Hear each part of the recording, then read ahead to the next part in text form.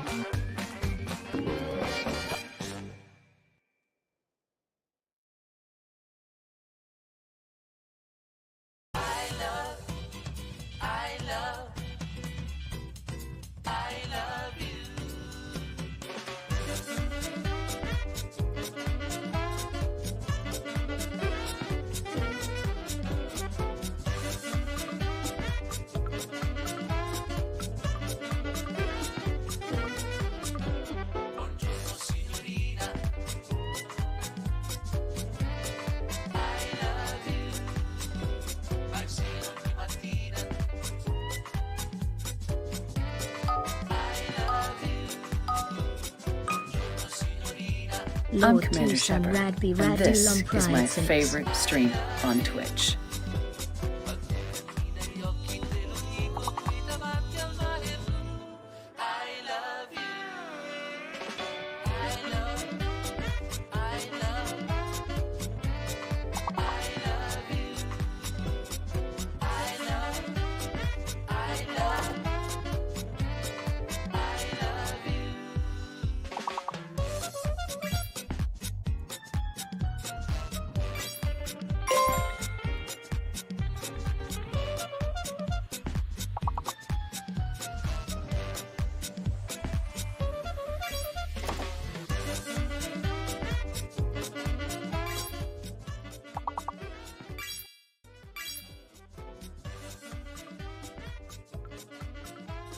Cope is right. Hello, everybody. My name is Radders, and I'm coping today by watching video games. Hi. I'm sorry, you're only going to get like one words level because the Black Voices in Gaming showcase starts in 4 minutes. So, oops. Oh shit! Happy Pride Month to all of my fellow gays. Also, happy Pride Month to all my fellow not gays. Because gay people make the world a more diverse, rich, interesting place. And that includes for you too. Woo! Alrighty. No more for you. Dracula, stop wooing your wife. And this is my favorite stream on Twitch. He's just wooing now. That's it. It's unstoppable.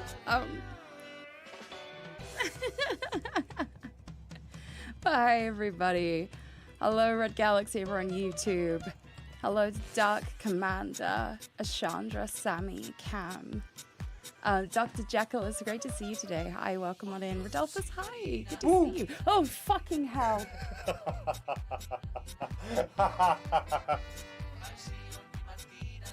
I'm so sorry. Get out. Get out of my goddamn office. If you want to talk to chat, you could open the fucking stream. I scared the shit out of her by sneaking into her office chat.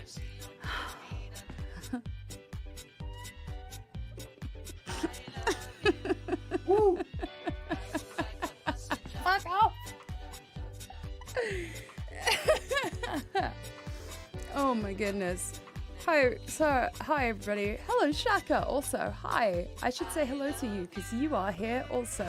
Emotional damage. Yeah, you fucking telling me. Yeah. I am here also. Yeah. Hi everybody. Hello.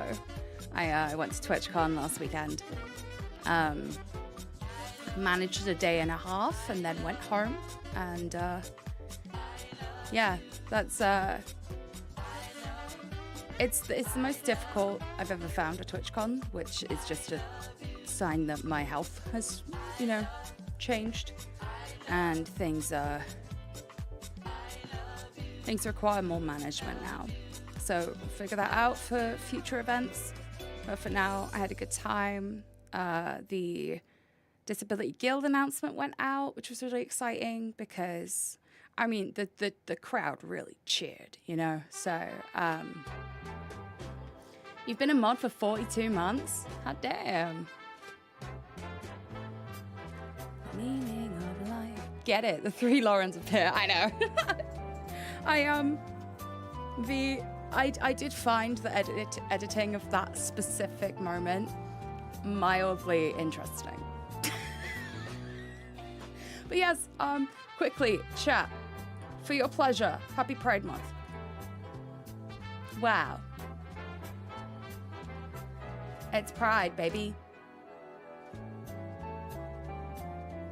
It's very Pride-like. I definitely didn't accidentally put it in the wrong place. So, if anybody comes to you and starts acting like our rights don't matter, tell them to fuck off. And I mean that. I mean that. Trans people fucking matter. Okay? They are part of this. So you can't sit there going, oh, happy Pride, if at any point you exclude trans people from that conversation and from that celebration. Okay? Okay. Okay. All right. Unfortunately, fortunately for the showcase, the Black Voices in Gaming showcase is starting now, but I just feel like I had to, I feel like I had to just very much be like, hey, listen, we support trans people here, too. All the gay types, obviously, including my own, get supported here. But I just wanted to, like, shout out that trans people are fucking awesome and deserve love.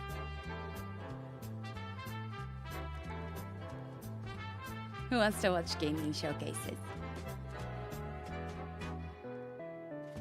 I know, Doug. I saw that post yesterday, and I like, you know when you laugh because you can't believe the fucking audacity? You know what I mean? Like, when you can't believe the audacity of it. This is all I have to say about trans people.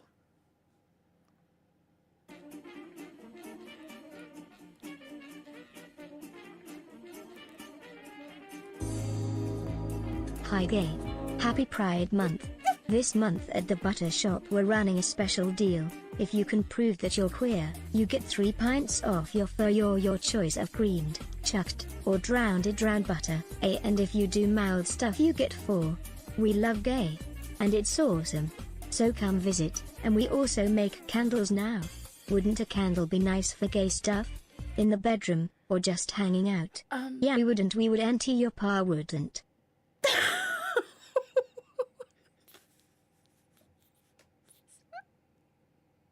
That was the weirdest fucking ad ever.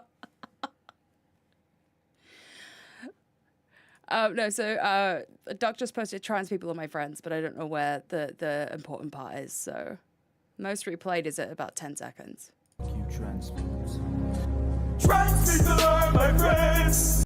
Trans people are my friends. Please let me know what you're referring to. Nope. All of it is important, I know, but Doug, I can't get away with that.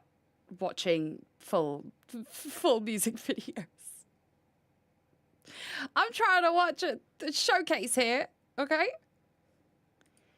We got the Black Voices in Gaming showcase. Here you go. I will watch that another time. Bam. This is a pro Ganondorf stream, so no links without prior authorization. Sorry, we are the Friends of Ganondorf.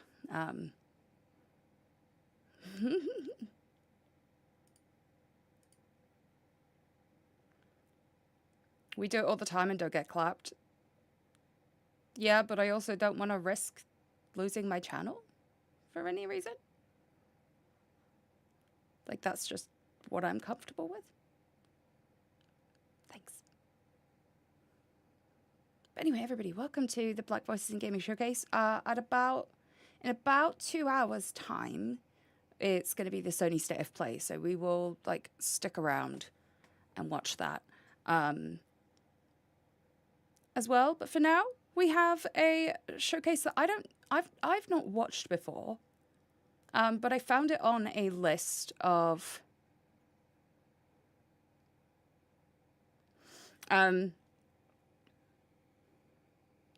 I found this list of like showcases that had like 20 different showcases on the list, and most of them I'd never heard of, so I thought I would try to incorporate some of them into this week. Yes, I cannot wait for Black Voices in Gaming to announce Bloodborne. I'm sure that's what you meant, and we definitely weren't talking about the Sony showcase later.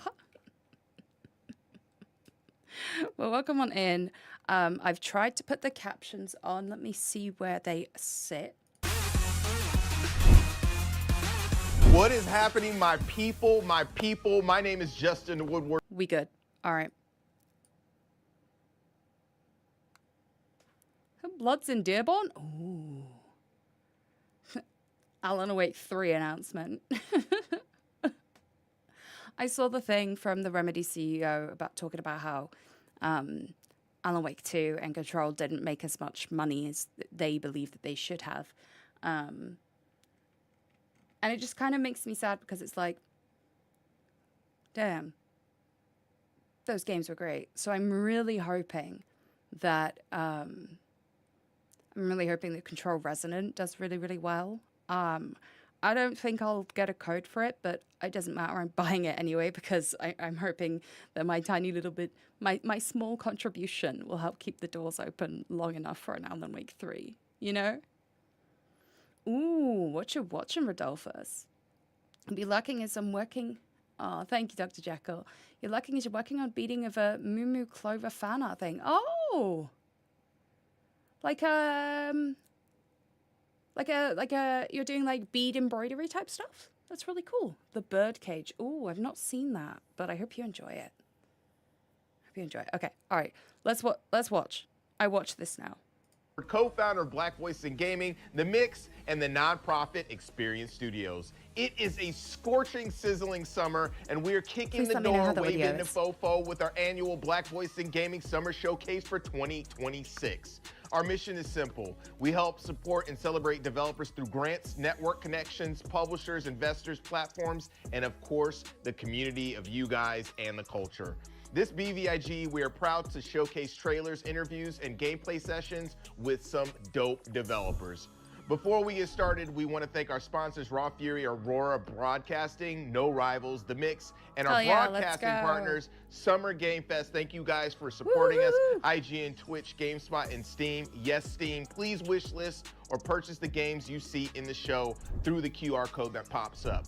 We are coming up on our 3rd year with the XP Fund, where we help fund grants through an accelerator program that will get these games made. That's awesome. If you're interested in supporting these games through also, charity, I please love follow the this QR code on PS1 the screen when it pops up. And if you're interested in investment opportunities, please hit us up as well. Without further delay, I'm going to pass the mic to Lori and Curtis Baxter to get into the first game. Thanks, Justin. My name is Curtis, and I'm so sorry. I just got scared by somebody in 3D. My bad. I don't know why I expected him to have the same animation situation. I was just like, why the fuck is he a human being? Anyway, carry on. I am joined by my incredible host, a fantastic content creator by the name of... Hi, my name is Lori, and I'm so excited to be here today with you, Curtis, for all of the trailers, all of the announcements. I know, I think it's going to be jam-packed, so I don't know about you, but I want to get right into it. You down with that? Yes, let's do it. Love jam, or you do? Hey, my name's Graham. I'm a Jamaican game developer, and this is my cozy island builder, Orlands. It's a game focused on creativity. No pressure, no rules to follow, just pure vibes. It's up to you to create whatever kind of island you want to make. Art style. Whether it's a lush forest campsite or a vast deserted island. Orlands has dozens of things for you to decorate your islands with.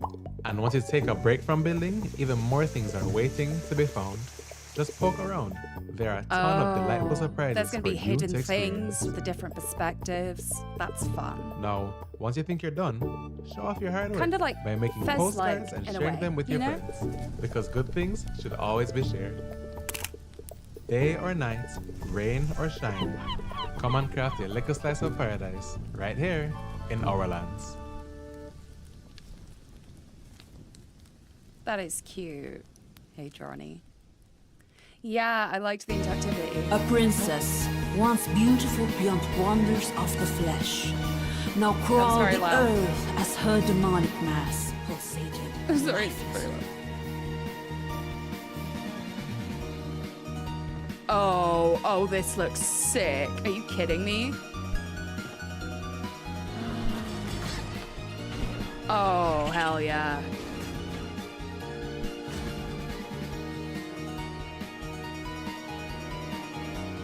Ursula, I think you're kind of fucking awesome. Are you kidding? Oh! Vampire form!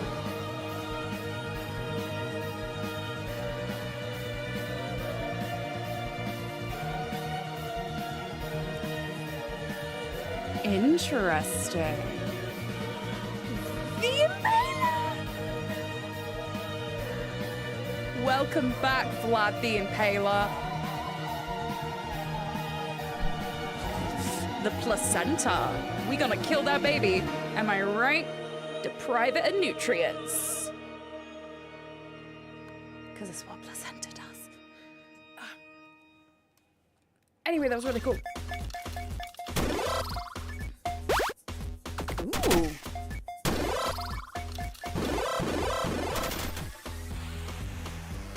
Every move matters. That's very interesting.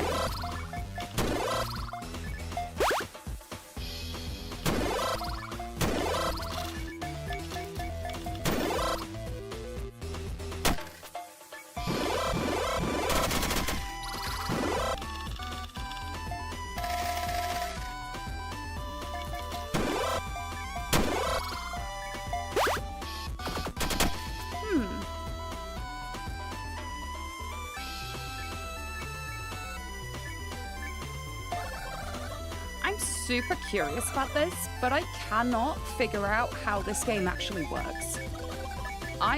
From that, I couldn't understand the marbles game at all, so I'm hoping that it has a really good tutorial about what the marble situation is about. Like, how do I know where to put the marbles? Like, what are the rules of these little buckets, you know?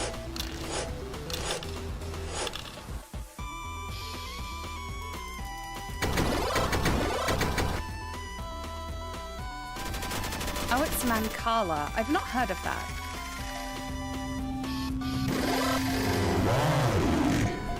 Oh, what a fun.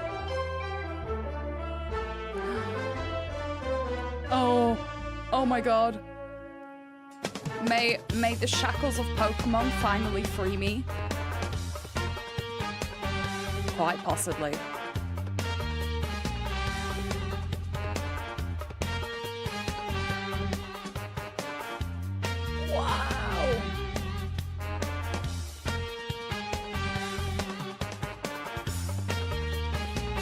Can you stop just repeating the word heat over and over? Please, full captions. Oh my god, wait, it's Pokemon with building. You could build your home. You could build pens for your Naughtimons. Ah! Demon!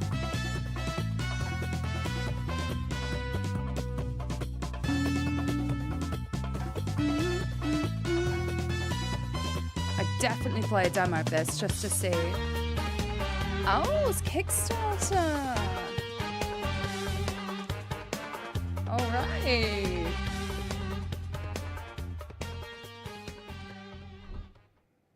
Hi everyone, I'm Thiago Prudente from Mandinga Games. We are indie game developers from Salvador, Bahia, Northeast Brazil, and I'm the lead developer of Black Sailors, Bay of All Saints. I'm here to tell you a bit about the game we're building and why this story matters so much to us. Black Sailor is an adventure RPG with tactical turn-based combat. It's a story during the colonization of Brazil back in the 19th century, about a group of enslaved Africans who refused to accept their fate. So they rebelled, seized control of a slave ship, and became pirates, fighting back against the Portuguese colonial oppression in the Bay of All Saints. It's a decolonial game. That means we are shifting the lenses here. We are so used to seeing history and games told from the perspective of the conqueror or the explorer, but in Black Sailors we flip that logic. We take the power out of the hands of the colonizer and put it in the hands of the enslaved and oppressed. One of the things that drive us is this looks awesome. Even in Brazil, our education is often very Eurocentric. We were taught at school that our country was formed by Portuguese, indigenous people, and Africans, as if African was just one big homogeneous block, but that was not the case. Not the fact African diaspora was formed by several different ethnicities: Yoruba, Bantu, Fon, and many others. Each had Does this get explored in the game? Culture, cosmology, and customs. Some were even rival back in Africa, but they were forced into the same struggle here. The colonizers actually thought mixing different ethnicities would prevent revolt. It's important to understand that Black Sailors is built entirely from an Afro-Brazilian perspective. Our culture is incredibly rich and rooted in African ancestry. But over centuries, we lost the clear lines of what came from each ethnicity. In Black Sailors, we are creating an alternative story, exploring what it would look like if this Afro-Brazilian identity was forged in the fire of a pirate rebellion. We didn't want to just make generic African rebel characters. That's why we are collaborating with a historian, a specialist in African diaspora in colonial Oh, I love this. We have researched these specific ethnicities to create characters with real, distinct motivations. So in the crew, you will not just find generic Africans. There is a Daomé warrior, a blacksmith from Oyo, a hunter from Ife. You also find people with very different motivations. Some of them just want to go back to Africa. Others want to build a full-scale rebellion and dominate the Bay. And some have lost everything and are driven just by revenge. These clashing motivations create a dynamic conflict between them that evolve as you play. When the game begins, they have just taken control of the ship. They don't know each other yet, but they quickly realize they will have to overcome their differences if they want to survive. Your role as the player is to manage this crew and assign them to specific functions on the ship. So, if you want the ship to move faster, you need to put more people on the sails. If you want the ship to shoot back, you need to put more people on the guns. This is how you play your revolution. It's a turn-based strategy experience divided into two phases. First, the planning phase, where you manage your crew, analyze enemy movements, track enemy bullets, and decide your strategy. Then comes the resolution phase, where you watch your decisions play out in real time. Yeah, As your kind of like in adventure Civ. continues, you upgrade your ship and crew and rescue more people. You know, who like you join make your cause. plan for We your move, just announced Black Sailors and then other people make their and the plan, and reaction then was you resolution, intense. and We everybody's saw a lot actions of play out. backlash from people who treated the simple act of portraying enslaved people with agency as some kind of agenda, but the supported has been even louder. We realized that there is a massive audience of players who are hungry for Maybe it stories fucking that should be step an agenda. outside the Eurocentric powerful. Like the fucking Black gay Sailors agenda. Maybe is we for should teach everyone people more who about wants how to see fucking history enslaved for different people's lives were. Balance of resistance, humanity, and freedom. Thanks for listening, and I can't wait for Sorry, it you just all pisses to me see off when the they're day like, of all oh, you're only doing it because you work, you're only doing it, like, fuck off. People should be able to tell the stories that they want to tell. And that includes the resistance of enslaved people. So, yeah. Sorry, I'm getting mad. This is a little bit loud, but this is a cute little fighter game. It's very Gundam. Like, this character is a bit Gundam, you know? Little robot man.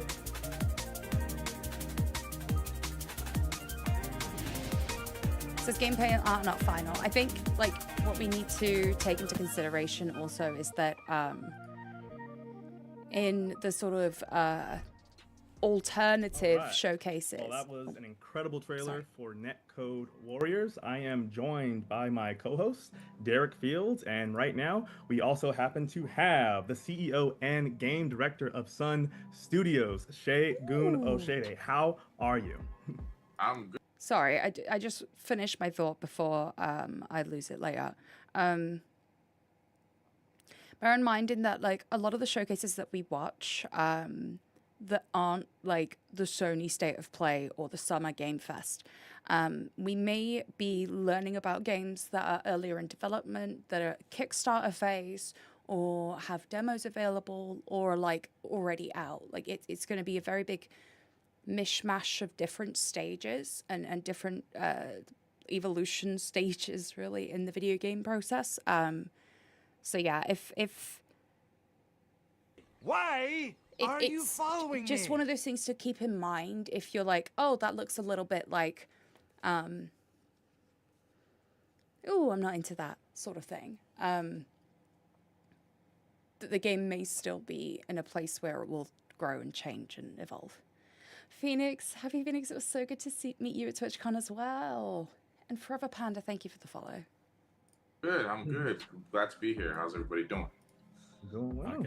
Doing well. No, we're happy to be checking out this game. So, I mean, right off the bat, these are totally new characters, right? Totally new IP. Can you kind of walk us through the entire development process?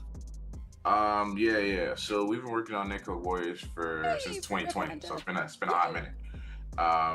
The earliest days were a lot of ideation kind of phase. Like, what does this IP mean? Like, what is it about? Like, kind of figuring out some of the story and lore aspects and kind of honing in, like, how we were going to reference our inspirations and things like that.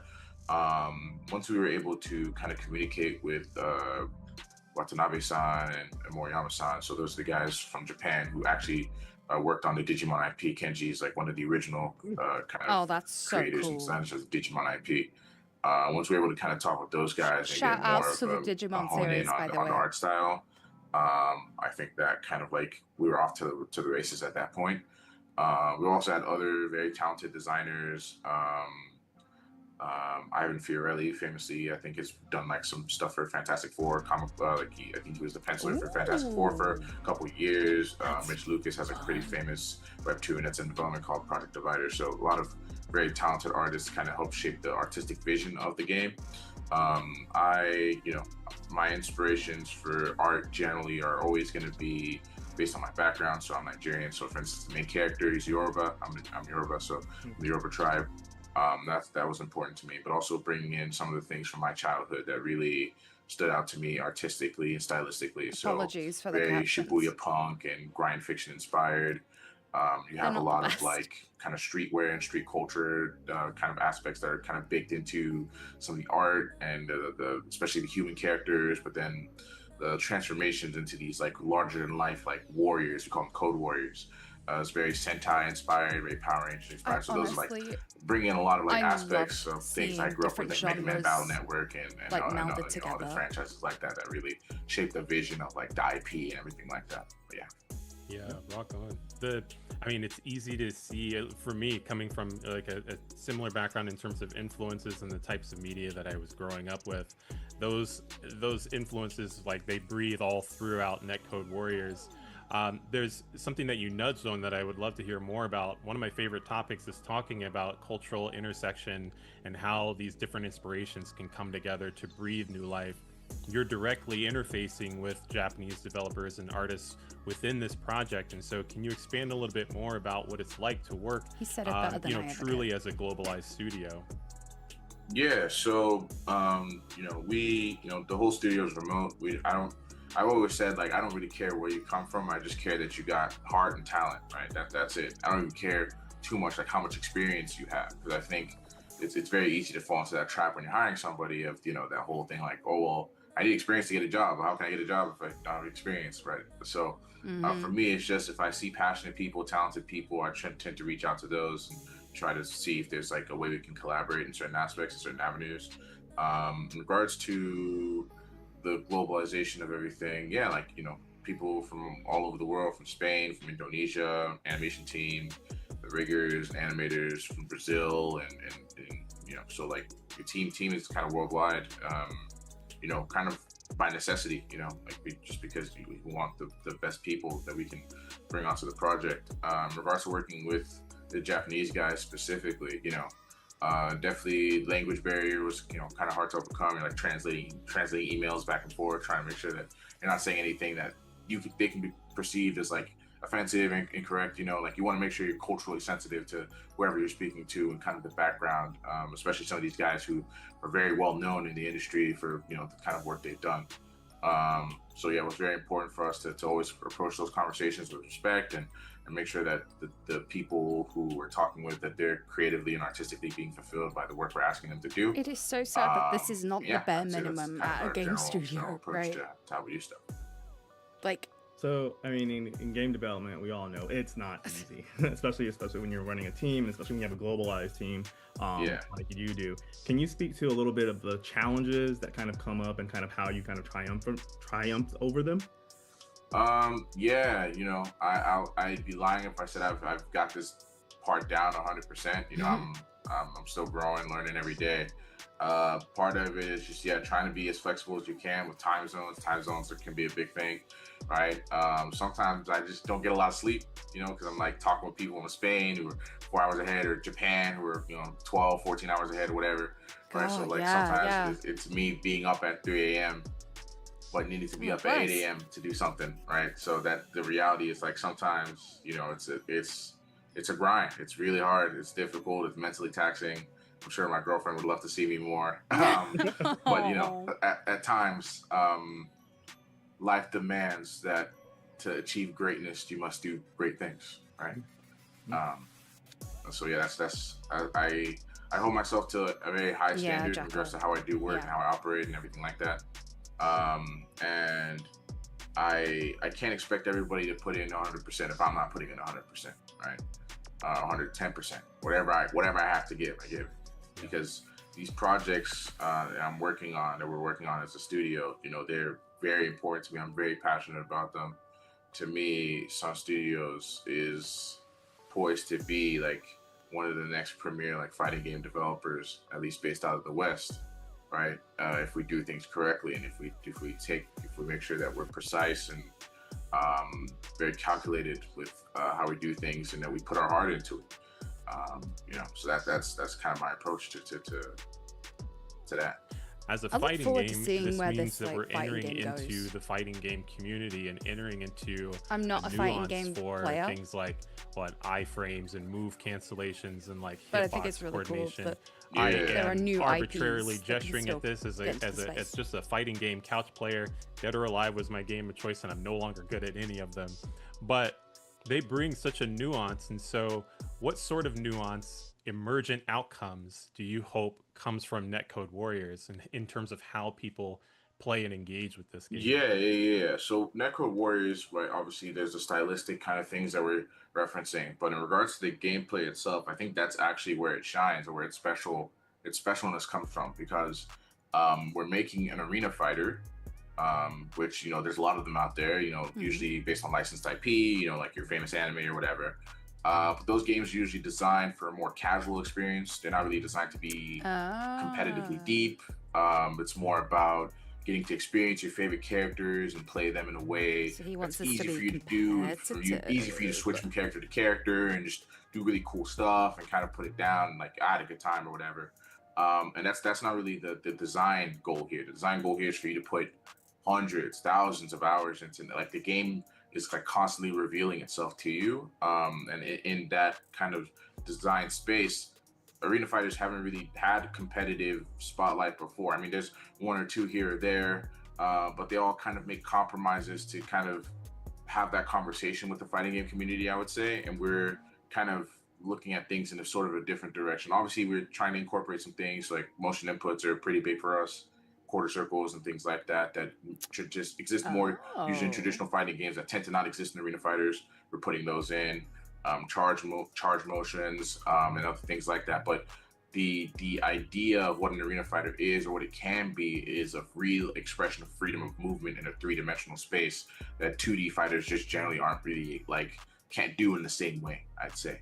And so even the 3D fighters that you're familiar with, like Dead or Alive or Tekken or Virtual Fighter, because jumping usually and crouching share an input, jumping, crouching, then stepping to the side share an input that limits how quickly you can move in and out of the foreground. And it's mostly about moving forward and backwards quickly with like intervals of that. That's why there's high level techniques about stepping into out of the foreground. Netcode Warrior kind of approaches it more like there's a real freedom of movement, and the skill and depth is how the decisions you're making based on that movement. You can move wherever you want, but are you moving in the right place at the right time? You can move quickly, but are you quickly adjusting to what your opponent is doing and things like that? So that's kind of the design space that we're in. I would be so bad at this game. What Netcode Warriors is and what it can be. I would be so bad at this. We spoke a little bit earlier just about this being, again, a new IP that no one's seen before. Let's say we're fast forward, game is out, it's doing amazing, as I'm sure it will. Fandoms love to interact with their favorite characters.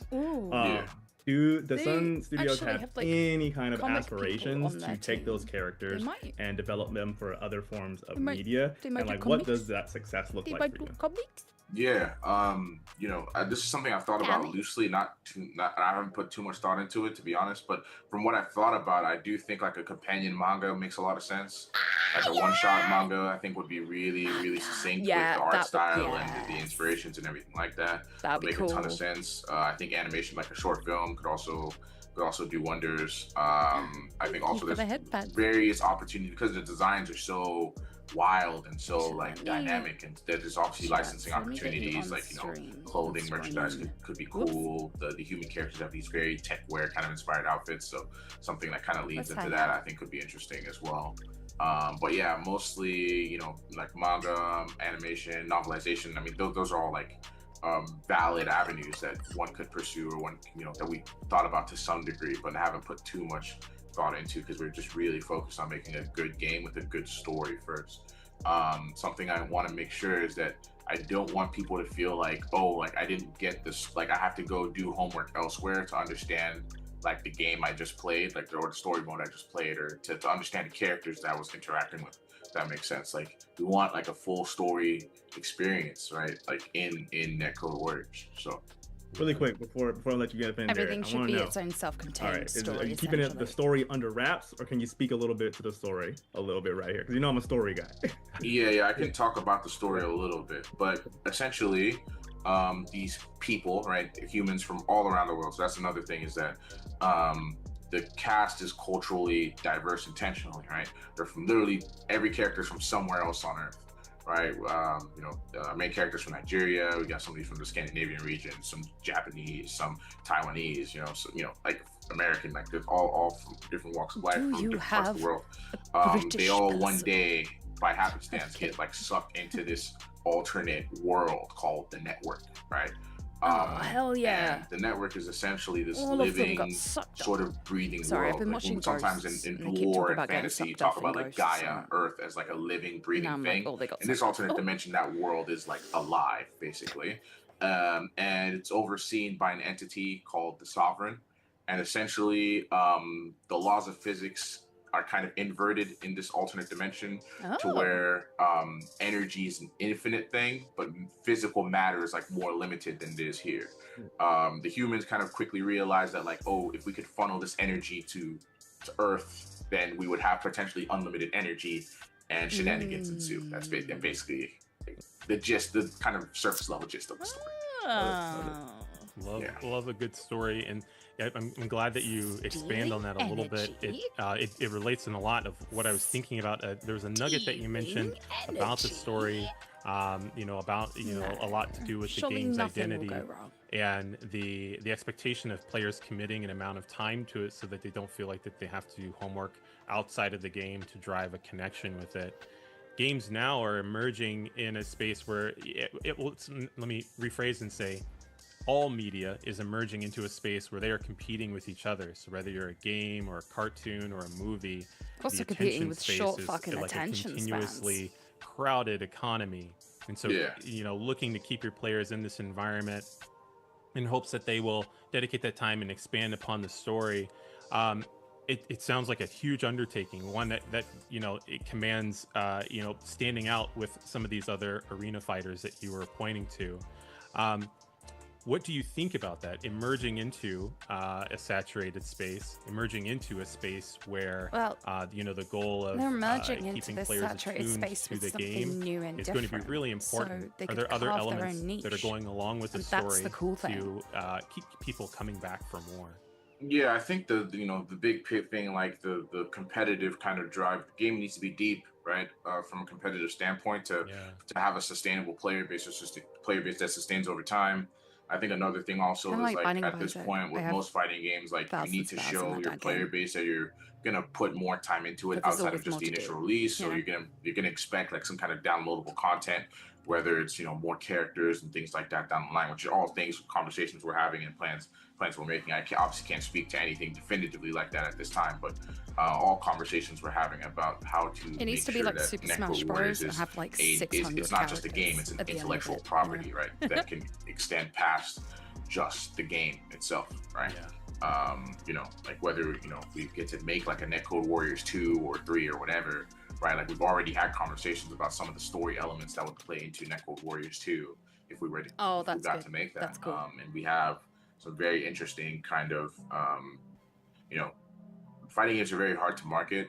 You need to show players that there's something, either you usually need IP or something unique or something they're familiar with, something to grab them or bring them in. So one thing is obviously like character designers who've worked at Marvel and worked in, you know, Bandai and Digimon. Like that was like one pull. Another pull that I can't go into too much detail about, but I can basically explain is that we got some pretty prominent content creators in the fighting game community to agree to give to let us use their likenesses actually as characters in the game, as playable characters in the game. So that's something I'm super excited about, because I think it really creates this like fandom kind of relationship between the game and those content creators and their communities, right?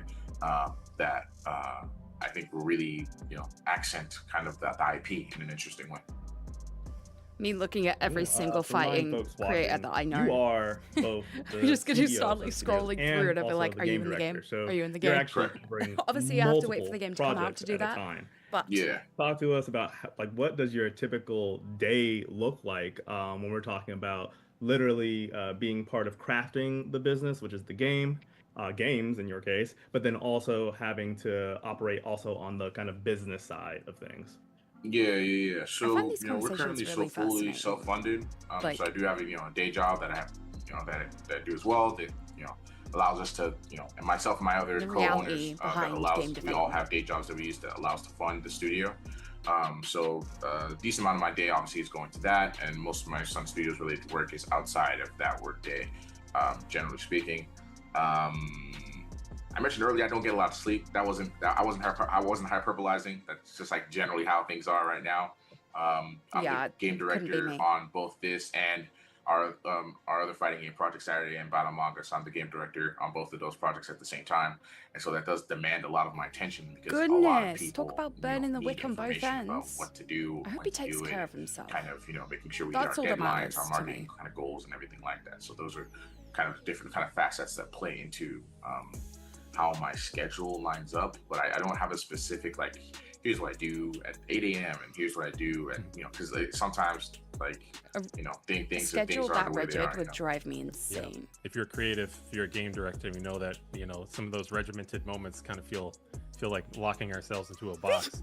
Jesse, it's been a pleasure to learn more about Netcode Warriors and understand what you and Sun Studios are doing for not only this, but the other projects that have been alluded to during this conversation. With the limited time that we've had, I've already learned so much, but is there anything that we maybe didn't get a chance to cover that you would like players to know about before we wrap up? Yeah, I think, you know, for us specifically, marketing has been a thing that we would like to do more of, right? I think we're planning on setting up, I mean, by the time this goes out, we probably should have like a Discord server people can join to kind of have community and talk with each other about the game and the characters that have been revealed, and speculate, have more speculation about the story and different things like that. We want to, you know, kind of announce some of the voice actors that we kind of had conversations with and cast for some of the roles and as well. So yeah, the game's kind of ramping up and the development's kind of ramping up in a very interesting way. I obviously cannot give a definitive release date for the game at this time, but the plan is to release it next year at some point. That I can say that now. Yeah. 2027 asterisk. Rock on. Yeah. This has been Who knows? terrific just chatting with you, But getting to know a little bit more 2027. about you, about Sun Studios, and about Netcode Warriors. I appreciate this conversation a lot, guys. It was a lot of fun. Thank you. If you like what we're doing, then scan the QR code and consider supporting the I'll get out XP of the way. Fund, which helps provide grants to underrepresented indie developers to help move their projects across the next stage of development. Now, let's get back to some more trailers. Eyes are really lean.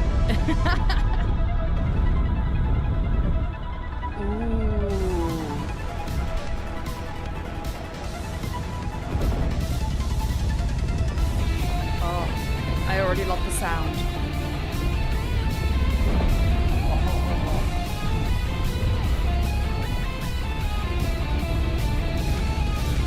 Because like the whole thing with space is that like sound doesn't travel in space, right? So this sort of muffled thing gives a nice impression of that.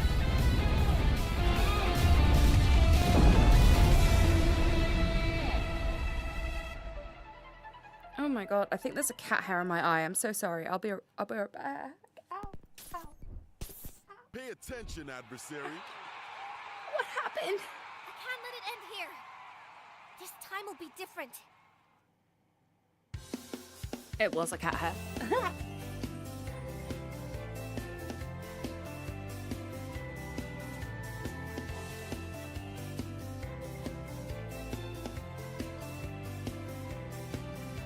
Oh, no.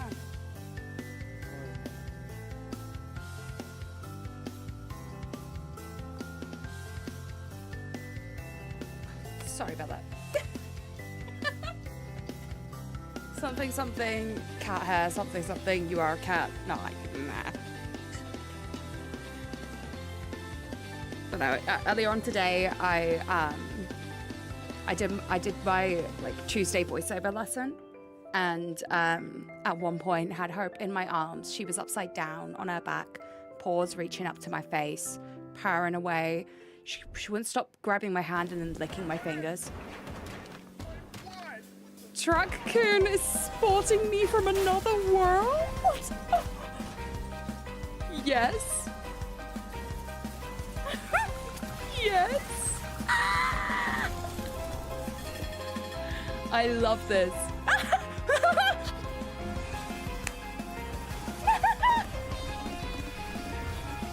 I really want to play this.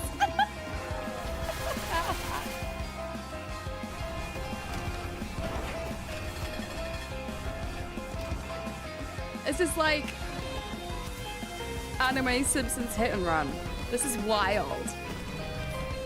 Oh. Oh, this is so cool. Yeah, no, you got me, Strange Scaffold, again. Strange Scaffold has done some really funny shit. Oh!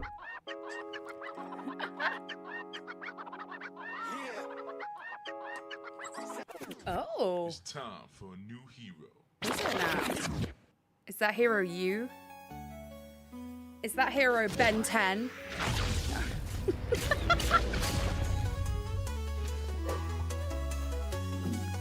Oh, I couldn't read that fast enough.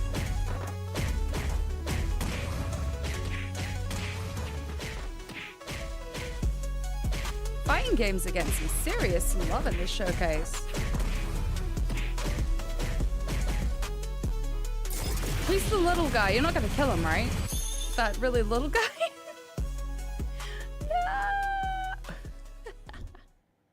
Plum Road Tea Dream is gonna be a look into the life of S, which is my alter ego. So it's like a semi-autobiographical game. Ooh. And S makes these virtual spaces for themselves that they call sanctuaries out of a wish or a need for a world that is more safe, or for a world that accommodates better for grief and sadness, or for a world where they can imagine versions of themselves that like somehow find a hard time existing in real life.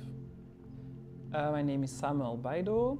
I'm 33 years old. I'm based in Antwerp, Belgium. Hey. I work as a theater maker, performer, and mentor.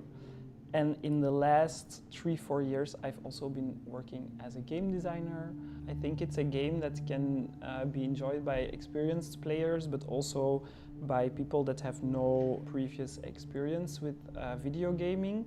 Next to walking being the main action, some of the things you will come across incredible walking are like simulators, so interactable words like read or sit or listen. Those are like some of the interactions you can do in the game. So it's rather simple. I think it's really about the experience, about getting to know the story of S, and spending time in these virtual sanctuaries. There are sanctuaries created for rest, sleep, and dreams, but there is also a sanctuary that kind of encapsulates a painful, even traumatic memory, I would say. There is a sanctuary that questions how we can grieve for people that we don't know but feel close to or feel connected to.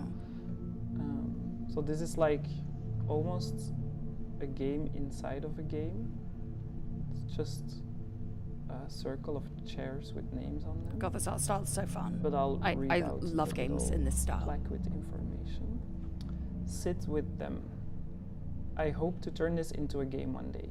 A game where you walk and encounter names on chairs. A list of names of people of color in Belgium who were killed by the police.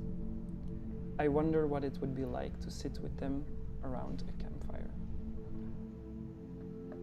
There is the home world that connects all of the sanctuaries. I am now really sad. And in the home world, different iterations of S live. I call them NPCs, non-playable characters. And you can chat with them, and a Holy big part shit, of the game is actually to kind of NPCs? help them get unstuck or to help them Finally. heal in some kind of way. I think the game We've is had a important need for to them me for a very many long different time. reasons. The creation of the game was really triggered by this traumatic event that's out of my youth that surfaced during the lockdown. Oh God, A lockdown very was so hard. painful rupture that I had with my father because of my sexuality. And already very early on, because of playtesting the game or kind of having these open door moments where people could come and test the game, I noticed that it really resonated with a lot of people, and that the game opened for them maybe gosh, so some many ways of like clients. reflecting or philosophizing on the topics that it offers. I would get messages that would be like, wow, you inspired me to start writing again, like I'm journaling that's again. lovely. Somehow sharing this very personal story made a lot of people feel really seen. I also think Plum Road Tea Dream is important to me because it's like this hugely collaborative work. There are often comments on this work of like, whoa, I never thought about making games by 3D scanning clay sculptures that you make in real life. Or Hey, we also made this that's theater where piece out of technology is Plum Road fucking Tea Dream. awesome. And there people are like, okay, you're using a video game as a medium for a live performance. I've never seen this. So Hell yeah, I they also do it. think we pushed some boundaries in some ways and kind of bridged the game sector and the arts a little bit more. And we're just hoping that a lot of people find their way to it, play it, and enjoy it, and that it triggers something for them, that they get something out of it. That's so sweet. Aww. Hello and welcome back. I am joined by my lovely co-host Lori. Hello. Lori. And also Lori. here we have combat designer and also my former colleague, Stephen O. How are you? I'm good. How are y'all? Hanging in there. Weird times, but you know. Sure. But it's good to see you again, you know? Yeah, it's been a while. So let's just jump right in and get started. Can you talk to us a little bit about kind of your path to becoming a combat designer? Yeah, so my path as coming to a combat designer, it's like I had very humble beginnings. I started off in Albany, New York. That's where I grew up. And my brother is a lot older than me, and he would introduce me to a bunch of comic books and action movies like the Five Deadly Venoms, Kid with the Golden Arms. and one of my Okay, that's favorites, fucking awesome. Yes. Bruce yes. Leroy and the Last Dragon. Yes. And I just wanted to become these kind of characters. So I would start like taking gymnastics and doing kung fu and things like that, just to be the character. That's so cool.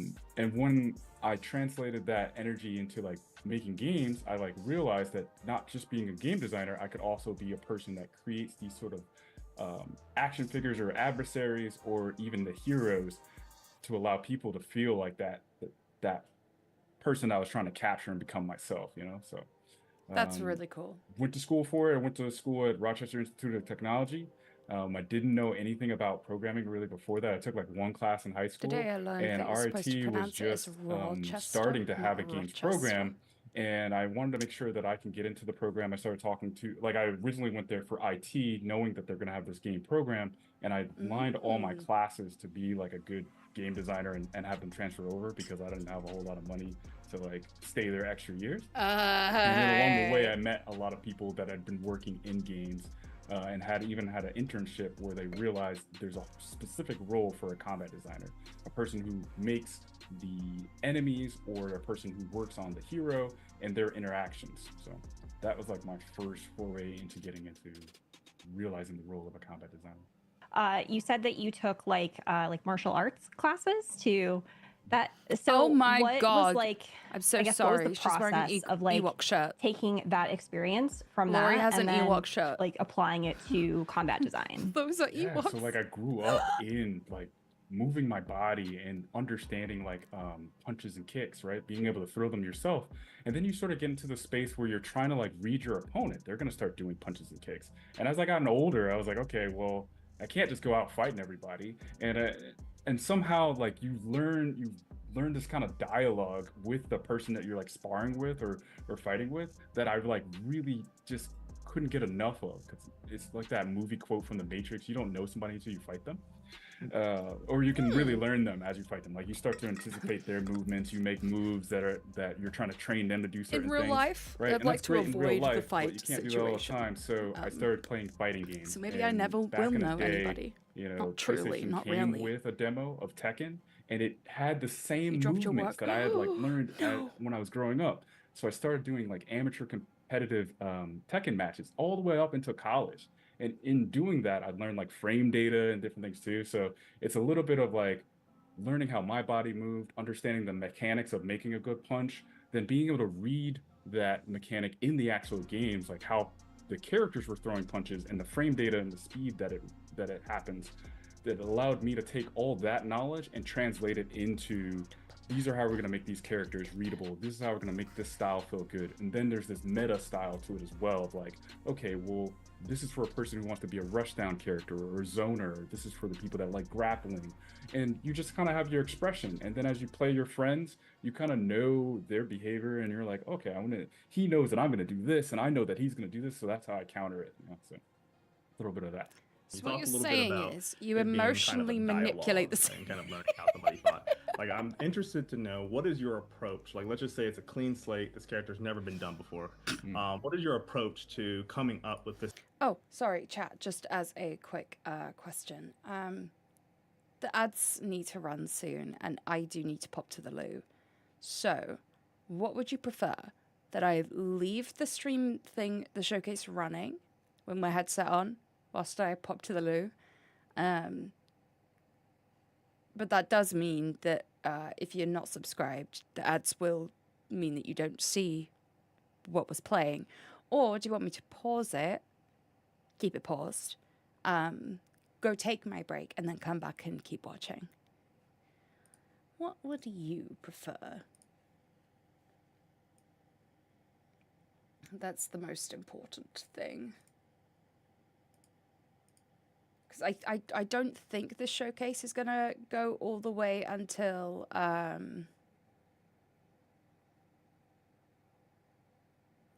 don't think this showcase will go all the way until the Sony State of Play. So I think what I'll do then is I'll keep it paused. Hang on. And what I can do... Hey. Words on stream. Words on stream. Words on stream. And then I can just do a little, I'll be right back, lol. Ha ha ha, lol.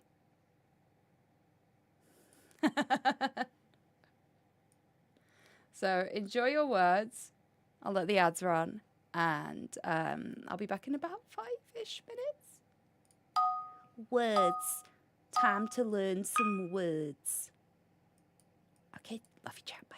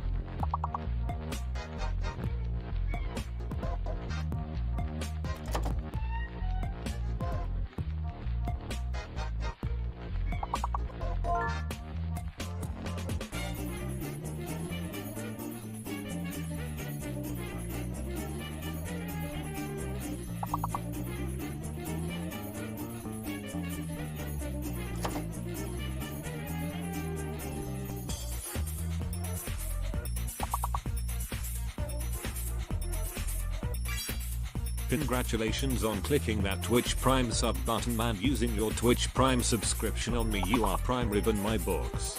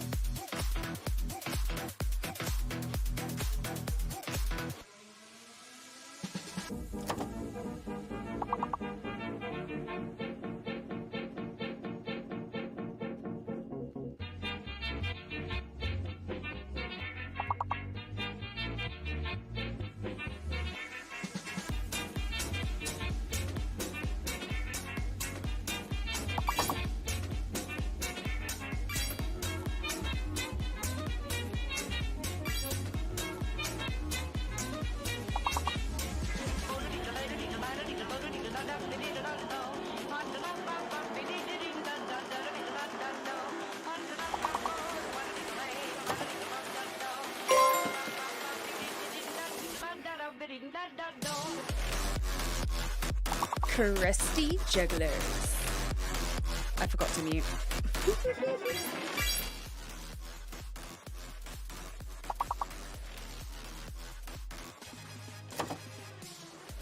Sneaky words when I'm at work. Nice one, Pyro.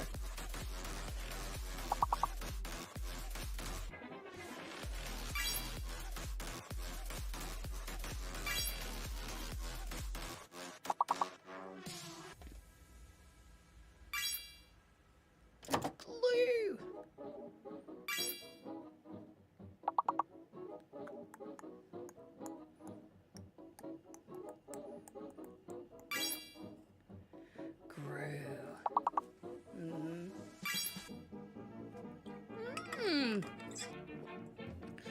Glug, glug. Well done, everybody. Girl. Girl. It's initial No, combat I design know, of I know. characters. Yeah. I didn't mean to hit that. My bad. Anyway, welcome back. You really want to come up with like, what's the core fantasy of this character? What is his background? What is their background? Why are they trying to express themselves through violence, right? Like, how are they going to communicate? So somebody who might grow up in an adversarial environment, they might feel more aggressive, or like, you have to beat people to the punch. Like, the world is so chaotic around me that I have to be more aggressive to get stability. So the first thing I just try to do is like, what is the character's fantasy, and then build that kind of backstory that fits with them. And then I look at gameplay moments that are going to support that. Like I just mentioned, if the person has to be hyper aggressive, then I'm like, okay, maybe their stance is always going to be slightly forward, and they're going to be in more aggressive pose, and they're going to have more dominating moves that like either armored, or armored meaning like they absorb a hit while they're giving a hit. Or if I'm going to make somebody who grew up in a little bit more naive or more playful, maybe they're going to be more standoffish back, or like they kind of think that even in the heat of battle, it's like a game, or like it's silly to them. It's like fun. They're going to be more like fluid in sort of their movements and playful in their actions. So you can have like two different fantasies that have these many different play styles that can even go with it. So Yeah, and another thing too is that you spoke about dialogue. How does combat design relate to other elements of the game, such as narrative? I often think that like in a fight, you're going to have this natural back and forth of like taking turns. Basically, you're saying things and they're responding to it, right? So there's already this like action and response that comes from just the moveset alone. But you can tell a dialogue through, or a story really, through the environment. How did it change over time? And you don't always have to show damage on an actual character. You can show how things are breaking in the environment. You can show how this person's getting a little bit more desperate during the fight. How there is a reversal or double down. Basically, like you think they're winning, and then they do something, and now you're losing. You know, you're on the back foot. So that's just the choreography of the fight, how it can turn into dialogue. But there's also like maybe they learned a new ability, maybe something that's unlocked from them, from a core memory. How does that fit into the story? How does this new unlockable mechanic fits thematically to where the character's goals are? And how does their opponent stand in the way of that goal? It's not always good versus evil. It might be my goals versus your goals. You want to, make the world feel all the pain that you felt, or you want to stop the world from feeling pain ever again, and that just puts us at conflict. Absolutely. I have another question for you. Are there any types of styles of combat you've really yet to see in a game? And how would you kind of approach that? First of all, what are they? And then also, how would you kind of approach that and want to bring that into the game? Oh, well, I feel like I've seen a lot of different martial arts, a lot of different styles in games, and I kind of specialize more so in melee combat. There's a lot of different ways to approach combat with magical abilities or gunplay and different things. So I don't know if I can really speak to a style I haven't seen at all, because even capoeira, we're starting to see a bigger resurgence in that, but we haven't seen a whole lot of African martial arts. I don't think there's as popular or is as documented in the world of these different styles of African martial arts. I was going to say, I have not seen African martial arts. if I could speak to how to do it, I don't think I would give that away right away. I think that would be something. I think that would be like, hey, I'm gonna do this game that has some African styles.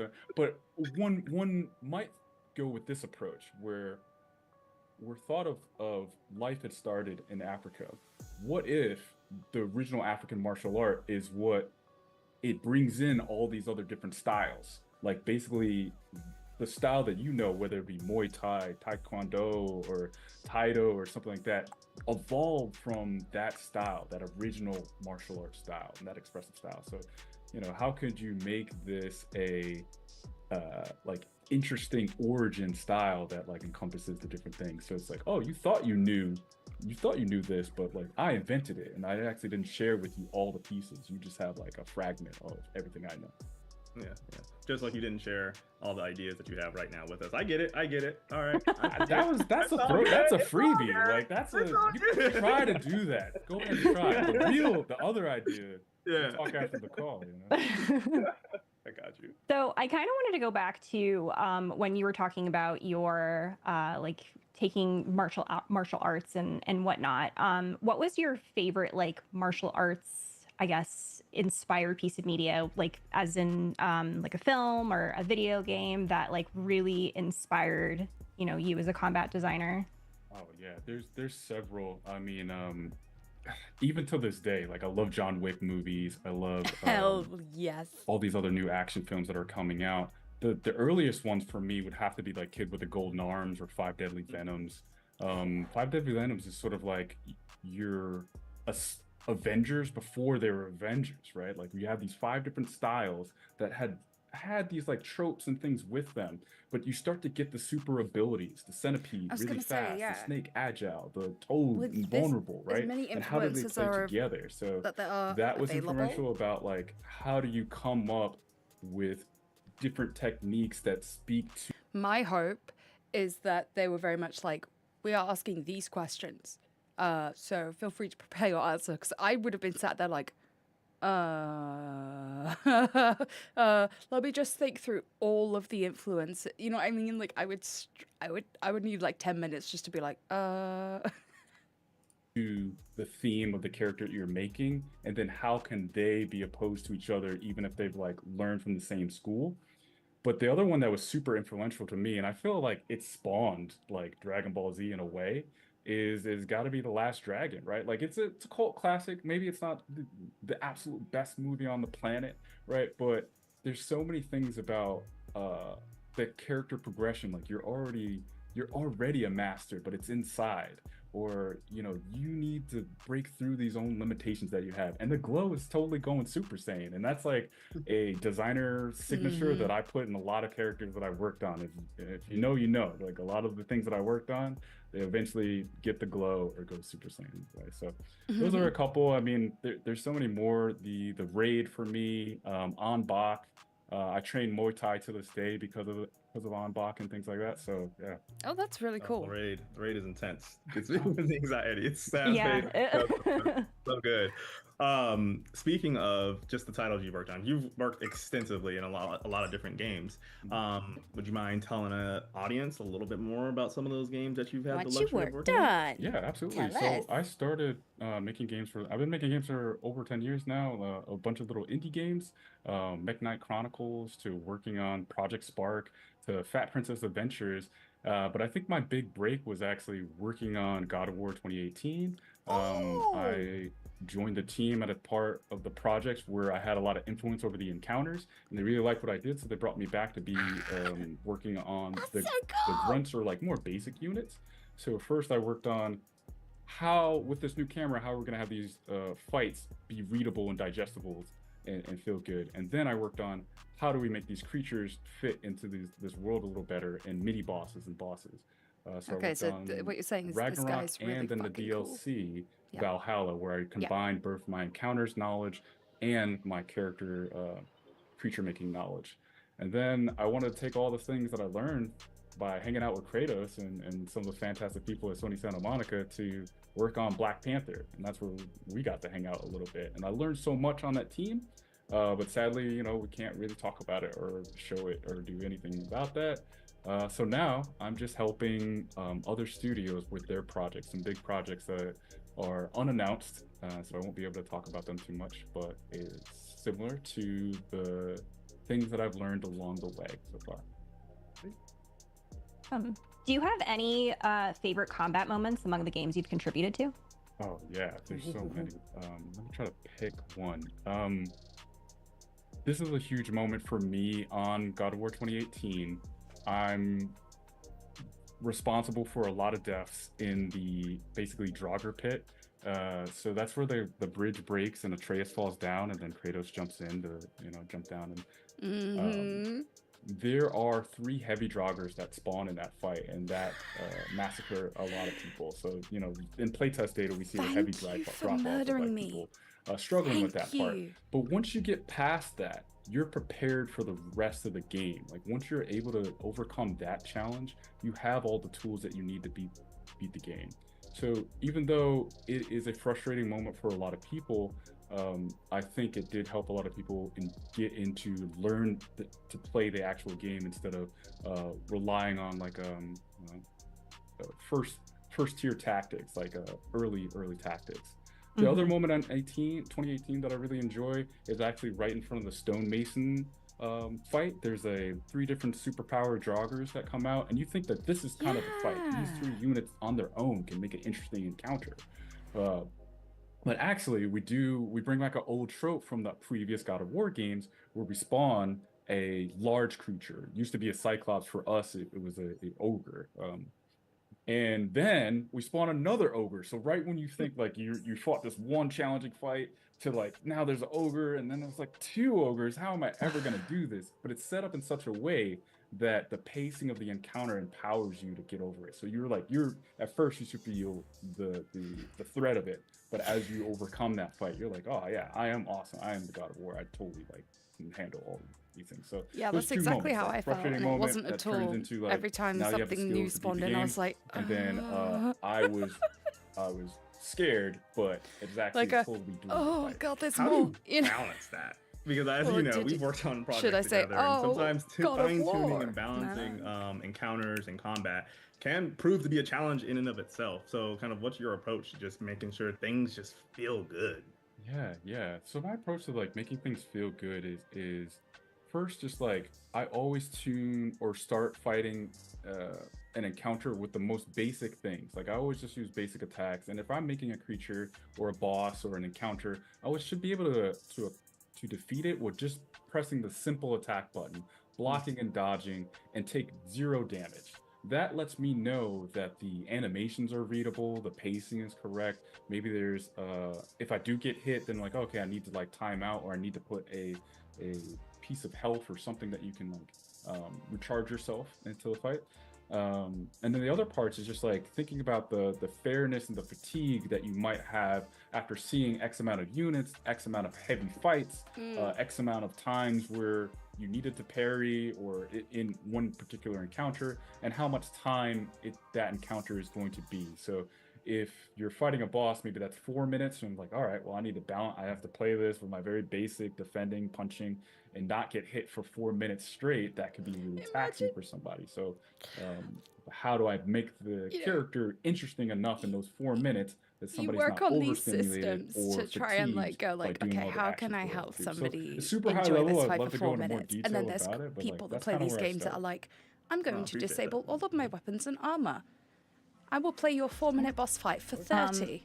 I think I love it. something that I'm really curious about too, like when you're doing the balancing, like what is your, I guess, the priority you think about in terms of combat? Because I always think about like when I'm playing a game, do you think more about like the offensive, I guess, or like more of like the defensive or like magical parts, or like I don't know if that makes sense, but like what do you try and focus on all prioritize, I of guess, it. when you are starting, like when you're planning that out? for combat. So, it's you know, we were saying dialogue before, but it's really about the dance. Like even if you go back to those movies that I was talking about, they're not really fighting. They're kind of like doing this sequence of dance moves, you know. So they're your dance. All of my favorite how do you Souls make this fights interesting? It's are not just the about ones that feel defense. like you're dancing. If the player's with just someone defending, else. then that doesn't feel really good. I'm just kind of waiting for my turn, and then I parry, and then I just beat them up or something, right? So what other action verbs can we get? I need to dodge out of the way. Sometimes I need to parry. Is this my opportunity to take my turn back? Can I do this risky thing sometimes? If I do the risky thing sometimes and I win, great. But sometimes I do the risky thing and I get punished. And I was like, I shouldn't have been able to do that. And that needs to be clear. So my priorities start off with, how do we make this dance interesting? Both the player and the combatant have verbs where they can go back and forth with each other. How do I make it readable is the second part. Now that we have those verbs, you need to defend at this time. I need to signal to you that this is the move that you need to get out of the way of. And then this is the move that you need to block, or this is the move that you need to interrupt, right? And then the third part is like, well, how much damage or like how many tries do you get at those attempts? If the player is getting hit once and the game is over, that can be really stressful. But maybe some attacks are more punishing than others. So now that's that signature kind of, and sometimes we call it like the signature kill move, where it's like, I need to watch out for that because it's just going to level me. You know? So, and then you just want to make that like a part of that core kit, that was the one interesting 9% of the time for me, it's always a fucking AoE attack.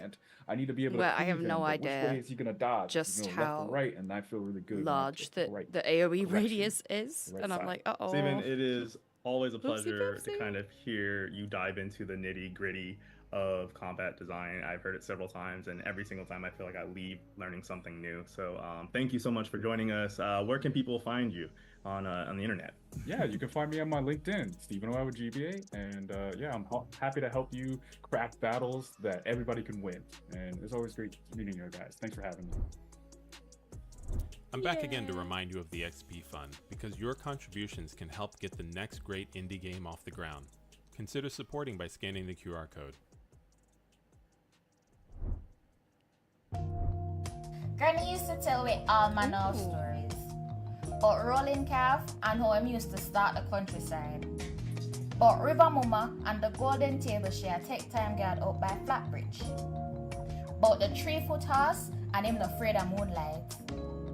Oh my god. Who are gallivant all night without sleep. Oh, I love her. About Crocodile Man and how you know if I answer me if him nap 3 times. She even tell me about the Ladiables with her 1 cow hoof and wide brim hats.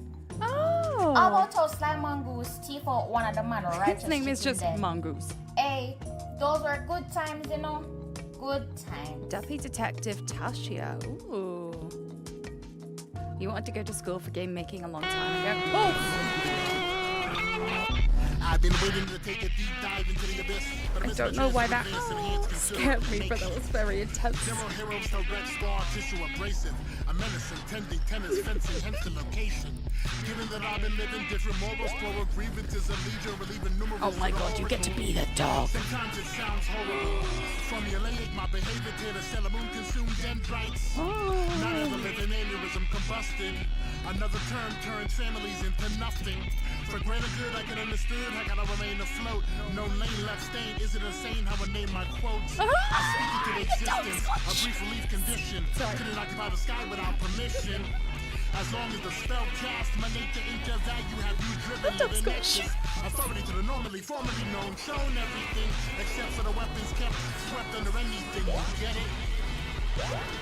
It's like Streets of Rage and Vampire Survivors had a baby, right? Beat down 6 survivors! I told you. So cool.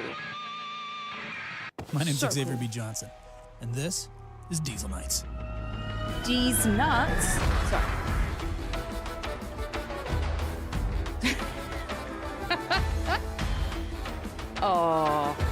Oh my god, Mech Wars.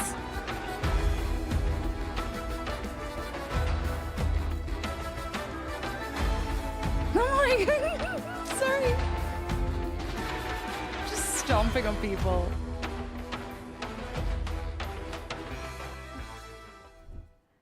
Culling. Hi, I'm Indigo Doyle, creative director at Pushing Vertices, Culling located in esque. Toronto, Canada, where we're making Roller Girl, a slice of life adventure about Naomi, a 16-year-old girl in the 2000s, vibing with her rollerblades and her MP3 player. This game is a love letter to my childhood, rollerblading through the quiet streets of my hometown with my own personal soundtrack loaded up. Okay, I'm gonna tell you a secret. I love rollerblading and music. And that's why we spent a long time perfecting the movement in the game to make that it feel is so smooth cool. and purposeful. And when it comes to music, I always have a soundtrack for how I'm feeling. In Roller Girl, the music is linked to the mood of the game. Changing the playlist changes your perception of the world, from happy to sad. The mood influences other characters' responses to you and your dialogue options. Key story moments also impact the mood. We are curating a soundtrack inspired by 2000s pop punk by connecting with local indie bands. So far, we're featuring artists Narima. Oh, this is so fun. And King Faz. There's something about the way it feels to effortlessly glide down a smooth street. Your favorite music playing in your earbuds, and for a moment, it's like time stops, and you're just in a flow state. That's what Roller Girl represents. Your wheels on, your music up, and the freedom to move. The freedom to explore and learn about yourself as you go.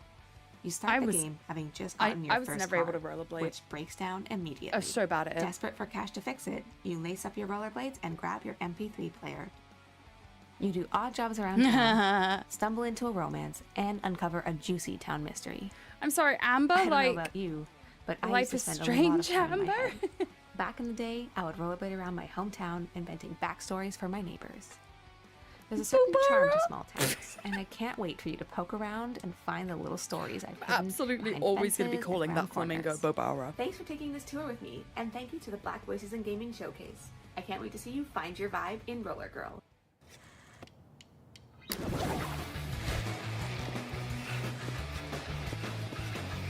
Avril Lavigne vibes, yeah. Like, imagine this game, it starts like raining, and you just hear, why'd you have to go and make things so complicated? See the way you're acting like a stolen yes. It just works.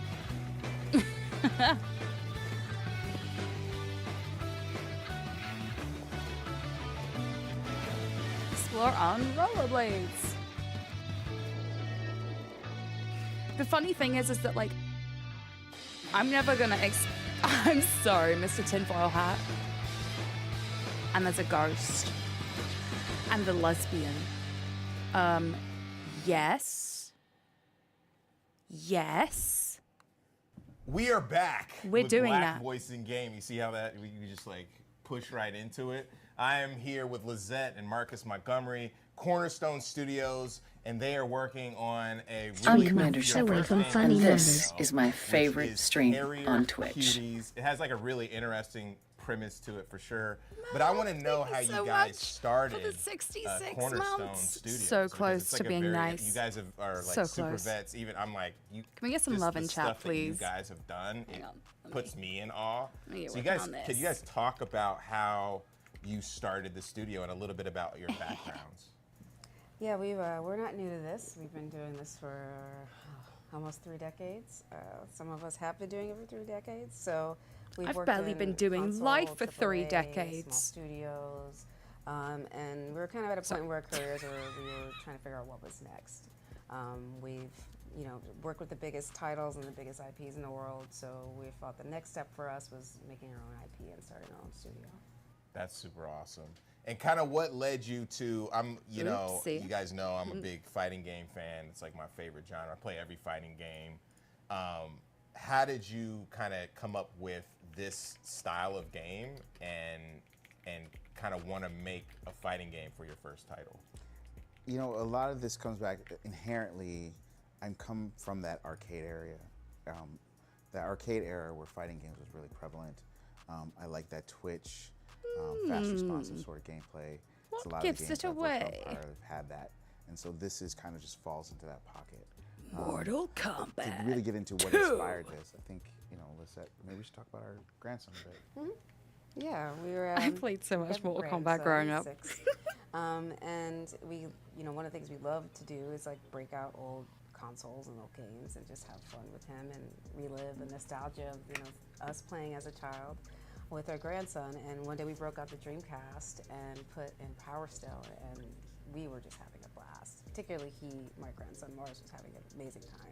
Oh, And we were like, what happened to this game and why hasn't it come back? And, and everyone we talk to has like such You were a a tiny affinity kid? for it. They're like, oh, I remember that game. Yeah. And they get this like the total like twinkly eye look to it. And I'm like, so what happened? And I was like, well, maybe if we bring this back with like a fresh IP and make it like, update the mechanics and, bring it into an area where co-play and like team-based mechanics are sort of like pushed a little bit further. And so, that's how kind of got the ball rolling. It was just a fun playtime with our grandson. That's amazing. And you were mentioning this earlier, you have a collection of... I just like Googled Tekken. Yeah, I played that as well. I've been collecting games for a very, very long time. Between the different eras, we even go back to the Atari. But yeah, Tekken was pretty good as well. Dreamcast, PlayStation The thing is 1, that like we Saturn didn't have a lot of games. money for games. Saturn. But my brother and I enjoyed playing Mortal Kombat, so other fighting My first games job were in the also industry on was at there. Sega. And so, Really? Also, we had Blockbuster, so we could I rent have a huge games, affinity and that for just Sega changed and it, you know? The litany of games that they have. But we've been collecting and carrying a bunch of different digital and physical media for a while, so our collection is pretty big. So, It also doesn't help that you have like an encyclopedic knowledge of game design. So that also Really? helps. I may need to hit you up about that. Not for my own, resources and whatnot. No, that's really cool. So if you're looking at your library of games and your grandson, was a little bit frustrated at some of the games that he's playing, what made you like decide to pick this one? Like from, you know what I mean? You're just like, do you remember this particular Power Stone? And you're just like, with kids, you expose them to a lot of different things. You never know what's going to stick, and so we're always, since he comes over and plays with us, there's certain things he likes and certain things he wants to play just because he's familiar with them. But we also want to expose him to new things, and the Dreamcast is one of those things, and Power Stone is one of the many things that we tried. But that was one of the first things that he really attached, and he would ask about it. And it was, She does not look a old lot enough of it to have a also is 'cause grandson. I have the old, I arcade know. stick as well. oh, you had the arcade I know. stick? Yeah, and he saw the stick and he was like, "What's that?" I was like, It's one of those things "Come, where it's like, son, let you me must have show had a you child when you were a child, what this is about." and then Yeah. that child must have had a child when she was a child. Exactly. Because like, And- how else does and it we work? really love the fact that we found something we could connect with him, and we find that to be a very unique experience, and we want to make sure I'm just that looking at Power Stone. how I've can we never replicate that, actually not just for played us, this but game. for other people as well. There's a lot of nostalgia around these sort It's of really games, cool that it's and, got- it's loved. People of our age may want to be able to share it with the kids that they have, and we think that we have a unique way to kind of bridge that intergenerational play. That's cool. So rolling into this, Lizette, like how did you come up with Are they this about to show us some gameplay? Because like, game? And he's then got the can you controller talk about the ready premise to of it? go. 'Cause it's extremely interesting. I think all good games that kind of hit the zeitgeist often reflect like the conversation we're currently having, and the conversation we're all currently having is AI. So Like a 90s rap song. So I was like, let's and there's assumptions that we all come to, which is like, we're all going to eventually be killed by robots. So let's just play out to the worst. Well, my scenario, contribution what to that may the look like, to the and make it discussion is, absurd. can the robots kill me sooner, So please? I started thinking about what a post-AI world would look like, and I'm like, well, our pets are still here, so of course they'd be the ones who take over the world. What would that look like, and what would they do with their free time? And then you start doing these really silly, like, world and logic exercises, and then you end up with some really wild story, and that's kind of how we ended up here. Carrier Cuties takes place in the future, where AI does what AI is going to do, and eventually humans are extinct. And our pets essentially become sentient and take over the world we've left behind. Oh, and fuck they build yeah. battle bots in the shape of their former owners to battle out their primitive instincts.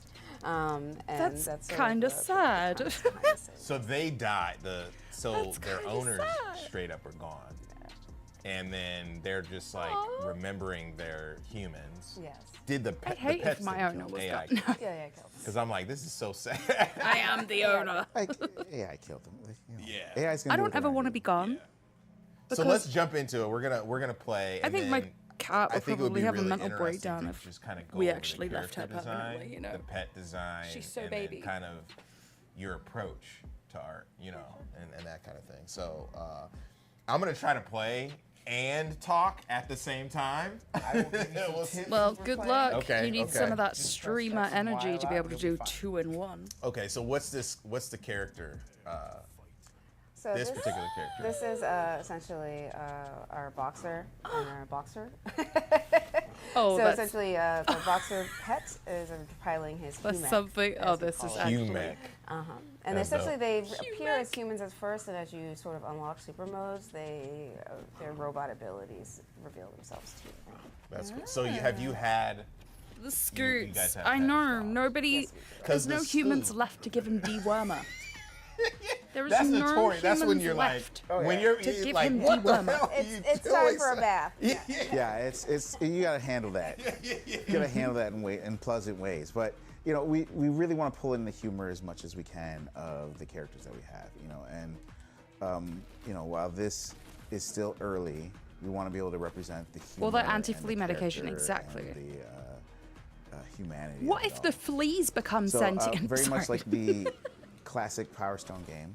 You've got dive kicks. You can pick up and push different objects in the world. You can pick up tables, throw them at your opponent. Oh, nailed There's him. hazards in the world as well. Throw your opponent into the stove. Power up. Put them against that wall. You'll also see the barrels Oh. knocked out on them. So you can also use the world to your advantage. So I have like damn. homing gloves. Yeah, the rocket fists. So how did I get this power up right here? So there's power cells, like you just, as you finished, much like the classic game, there's power cells that will spawn across the map. If you're able to pick up 3, you're able to then transform into what would be eventually your pet mech. That's not represented in this prototype build, but that is something that we will have in the future. Wait, what does that mean? What do you mean? So currently, when you get your 3 power stones, you stay in your boxer form, but we are debuting a new character with the new build where you're actually going to switch into your pet mech form. Really? So you're going to have more pet-like abilities once you get your super move. Oh, I got deaded. You can see the pet mech in our current trailer.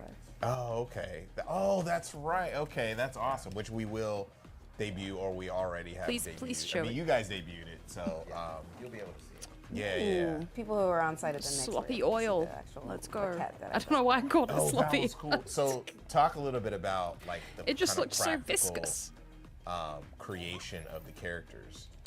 Yeah, so one of the things when we were talking about what we wanted to do in the studio. Take that power up from him. I also wanted to. I'm sorry. The process of how I created characters. That was a very assets, disappointed looking and dog try to take portrait. advantage of, And I love that. All this new technology we have for grammetry. So, and my natural ability to sculpt with physical material and clay. So I'm building all the characters. I'm just now like wondering. Physical clay. Okay, scanning which them in pets using are they going to photogrammetry, use for their roster? Because apologizing like them, and then animating them for snakes, chinchillas, combat. multiple And you can types also see, of like, bird, visual effects. So we're taking advantage spiders of, are kept as style pets. and uniqueness that we get from physical materials. Obviously, and also, cats, taking advantage pigs, of all of sheep, the wonderful cow, things that Unreal 5 affords us to kind of lizards. push the dynamics and the style and the interactivity of the Like a fucking pygmy hippopotamus. I don't know, like there are it's a nice so mix many for me animals where I get to that people take keep as physical pets. and, I mean, I'm use my pretty hands, sure, and then I can get like, digital and take advantage of the there are advantages people that come with that. that owned like So how does this a tiger differ from as a pet, when like you were, especially you if know, the you were at tiger Double couldn't Fine? I mean, you've been like be you released said, from captivity or something. Close to 3 Guinea decades. pigs. How does this differ? I mean, because you wanted to get more Quokkas. hands-on, but when you were hedgehogs at previous studios, oh man, how did you develop art there? Because you were directed and all kinds of stuff. Yeah, I started as a character modeler for 12 years, worked my way up until I became like a lead and an art director. So most of my process has always been digital. You know, fish. maybe I at the wonder beginning how. when we're kind of dealing with sketching. I wonder if and it'll doing be a brainstorms situation and where sketches like of a character, you get paper and you could get hands on. Like, how would the fish get out of their tanks to you're build in a mechs? digital space. The humans, you know, so there had to have been And some kind of so for me, collaborative I thing really going on there. wanted to take advantage Sugar of designing things gliders, physically first, yes. so that the toys feel great in your hands. Often I've worked in Chinchillas. games where we create characters and we don't really see them in 3D physical form until we create a Geckos. toy. And by then the design is kind of sealed. So I What are wanted those to ones nail it that down early and chameleons make sure it's something change like a kid color? wants to pick up and play with. So Exactly. you're thinking of like Somebody owns a just prairie in dog. general, the Like, the 360 possibilities aspect are almost endless. how the game will as feel, long as not you only like as a just game, just but scour also the if animal kids wanna kingdom play it, for and then every creature that has probably ever been animation partially domesticated in just any different way, mediums, is shape, or that- form. I guess I'm making assumptions right now. Yeah, I'm thinking more like the toy element. Okay, right? So I've got worked you. on games where we, designed the characters and mostly digitally, and then There are we people get who to the own merch capuchin element monkeys. that Oh designs all yeah. that. Even if we And look there's back just to a like huge amount of the 90s opportunity with and affinity Friends, that people have for their characters. with and we want to make sure that the toys and the merch will the also Ross monkey. I That's- can't remember that's his name awesome. right now. Tell me a little bit about the Waffle Ross House, because that's a very iconic cultural situation. You know Carrier what I'm saying? cuties, what pets other in mechs. Marcel, You know what I mean? thank Like, you, what yeah. other kind of cultural references as far as environments are you guys gonna have? Because no one's really doing that. Well, we know, and if you think about this world that we've built, we've very much thought about how would these Worms, pets worms, think? worms, You know, worms, they're worms, emulating worms, their fleas, former worms, masters. worms, They worms, would worms, worms, worms, worms, fleas. fight in the same areas that their former masters fight. So, Waffle House, Black Friday. Black Friday at You the know. Wolf Mart or something like that. Exactly. The county fair. The county fair. No, but the like swap meet. genuinely. This is like People this is get going into actual super, fist fights like, over a cheap TV. Coachella? You know, like all these different Oh my things, God, right? Coachella. You know, outside the porta potties, all these, like, The where do people dog fight? doesn't really look like Little a League boxer games. though. He looks like a corgi. So, but the thing is, this is kind of an extraction. Paul Warner? Exactly. It's an extraction of where would people fight. Well, essentially, if AI engulfed all of World Star, where would World- you fight? I wonder if That it's just is a fantastic. like, That is so amazing. they haven't coded in I want to the see extra I know you don't types have it of in here, but the animation for it. Yeah. bystanders. Oh, For people yeah, that like don't they have have- the dope, like, Yeah, A bunch mechs, of different like, types we of are dog. actually one of the things my grandson keeps asking for is he wants us to throw people through the window and then have the people on the other side of the window throw them back in. So That is Oh, so that would be good. great. That's Ultimate Waffle House. So that's Ultimate definitely Waffle. going. I'm getting Waffle House destroyed. kitchen. Yeah. You So get we're thrown looking into the into, like, kitchen a and lot they of this throw is you the there's fuck so back much, out. to be explored, right? And there's so many, callbacks and references that we want to like pull into the game itself, and we can build into this that we are really excited to kind of. I've never actually been to a What Waffle other House. animals are going to be Thinking about it. debuted in the game? Like Yeah, we've actually done some really great explorations on The our most character important lineup, part. kind of exploring different fighter styles with just like an amazing concept artist named Connie Kang. Giraffe! Sorry. One of her books is called Metamorphia, and she kind of focuses on like this really great translation of animals into human, and so we wanted to kind of play on like what would Did a you house read pet look Animorphs? like, and the likeness between a pet and their owner, and so we're kind of playing around with birds. Oh, nice. Anything Yes. you consider a house pet. Birds, Turtles, cats, spider. of course, you gotta have a cat and a dog. Rats, even. Rats! Rats. Yes. Or a Guinea gerbil. pigs, maybe. gerbils, Rats. Yeah, your typical house pet. Oh my god. That's super cool. So what do you like? How far are you in? I know you guys are pretty early on. Ferrets. How far are you Oh, in for the sure, they development, gotta and have kinda where are you ferrets. gonna go? They from got to. This is probably 5%, if that, right? We are at the beginning of our journey. Yeah. And one of the things that's been really great about this is that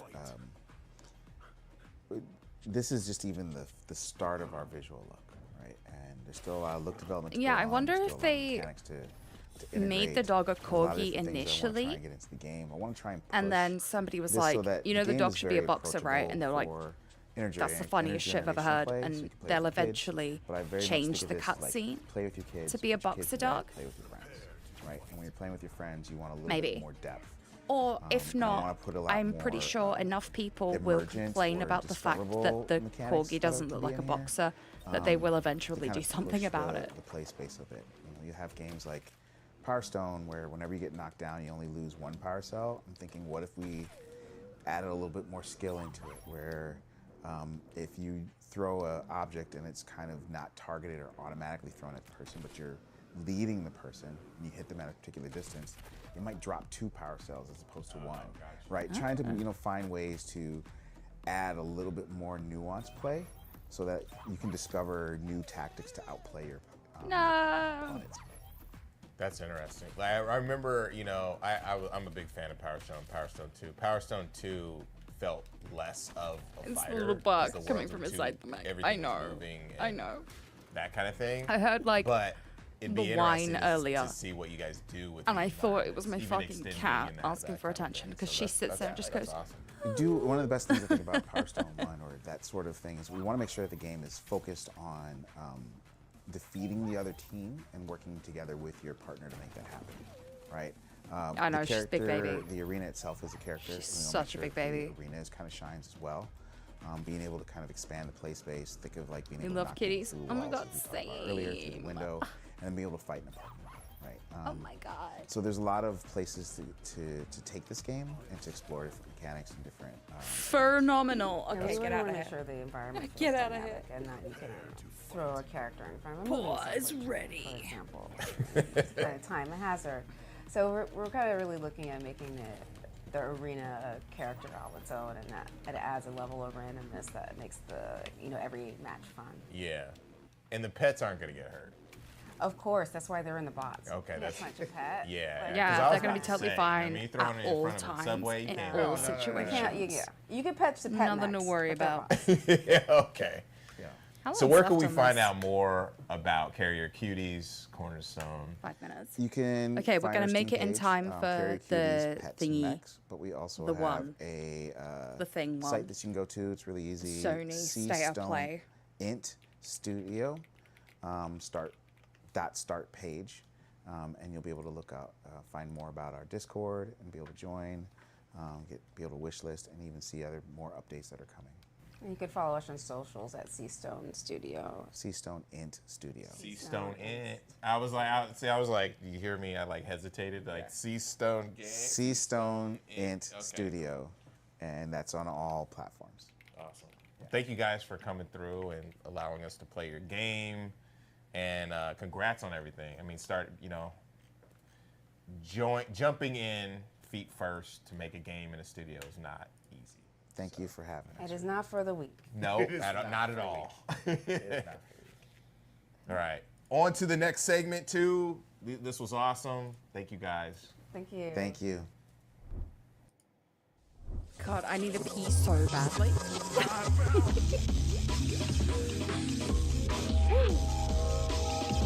This is cute.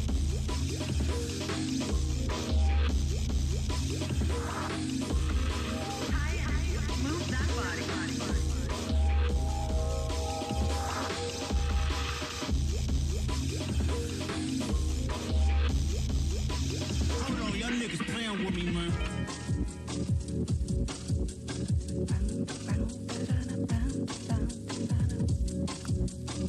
Oh my god, I was about to say this looked like Jay and Silent Bob. Never mind. I really very much is. Oh my lord. Okay. Oh, I want to play this so bad. This looks so cute. Hold up.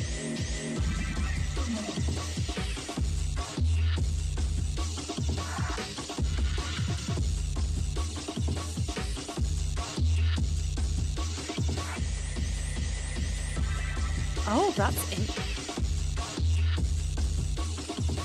such an interesting animation style. This game though has me in a chokehold right now. I want to know everything about it because I mean, look at it! Look at it! It's giving me vibes of Cult of the Lamb, with that sort of it's cute but also not.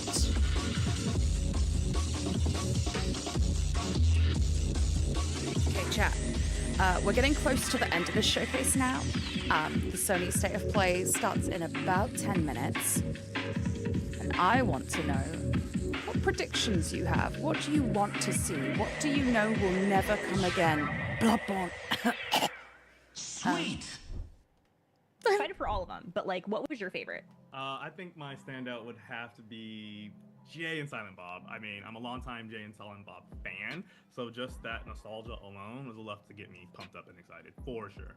Valid. Yeah. Real quick, I want to give a big shout out to all Want of the our Rabbit devs Patch today, game. Jesse, Steve-O, and the I want the entire Rabbit Patch game. Give me the Cornerstone Rabbit Patch team. game. What do I want to see? God Be of sure War to things. put Yeah, a lot of those valid. games, most of those games on your wish list while you can, and we are going to toss it over back to Justin. I suspect we're probably going to see like another Duskbloods trailer Thank you, potentially. Curtis and Lori, for hosting the show. Great to see you guys, and loved those interviews. Love the devs and all the so good. Thank you all for tuning in, and the developers who are participating in these showcases and in this one in particular. Make sure to follow the developers on their socials, wishlist, buy, and play their demos. If you are interested in helping to fund some of those projects that you saw on the show, you could donate to the XP Fund through the QR code on the screen, and connect with us if you're interested in additional investment opportunities. We have to give it up to our partners, No Rivals, Aurora Broadcasting for being on the ones and twos, Raw Fury for helping to make this thing possible, and our broadcasting partners, Summer Game Fest. Thanks for including us again, Twitch, IGN, GameSpot, and Steam. Make sure to catch all of the other awesome showcases happening this week. There's so many of them. The Latin American Game Showcase, Women-Led Games, Southeast Asia Game Showcase, Frosty Games Fest, Wholesome Direct, Story Rich, Planet Play, India Game Showcase, Day of the Dead, and more. My head's about to pop. Again, I am Justin Woodward, co-founder of Black Voice in Gaming and the Experience Studios platform. See you guys soon. Bye, Justin. Peace. Thank you, Justin. Bye, everybody. Bye. Bye, bye, bye, bye, bye. Bye, bye, bye. Bye, bye. You're awesome. Thank you for showing us such a really cool wide range of things. Oh my, what is this I see right here? I was laughing so hard I sent myself into labor. Honestly, what a way to do it. Like, what a way to go, right? You're like, this baby just won't fucking come out. You put on Jay and Silent Bob, and you laugh yourself into a water break. Fantastic. What a way to go. What a fantastic way to go. All right. Okay, so what I'm quickly going to do is I'm going to get us words back again. And let's see how we can do this. Like, maybe you'll be able to, like, can you see words okay? If I make it, like, this big so you can still watch the countdown.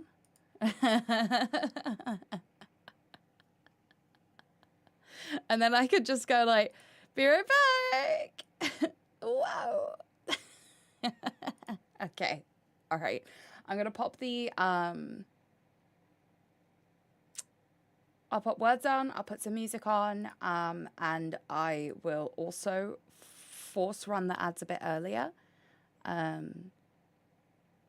So that we get like at least like hopefully an almost uninterrupted hour, you know? So let me get some music on. Oh, there it is. Okay. All right. I will be back soon.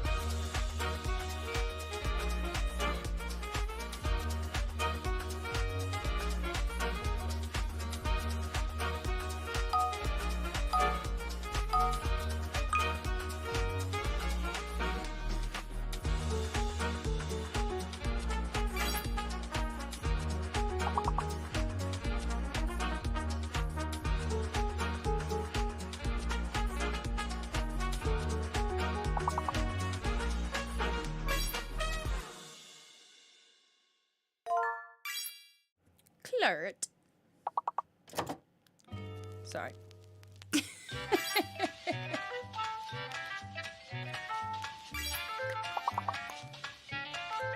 you know what, actually? Let's find out what the PlayStation audio is.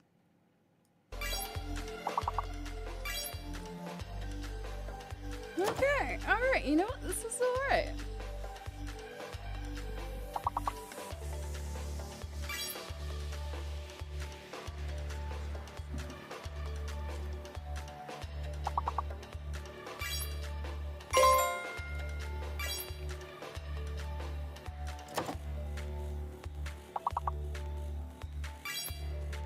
need to turn down my lights a little. Hang on.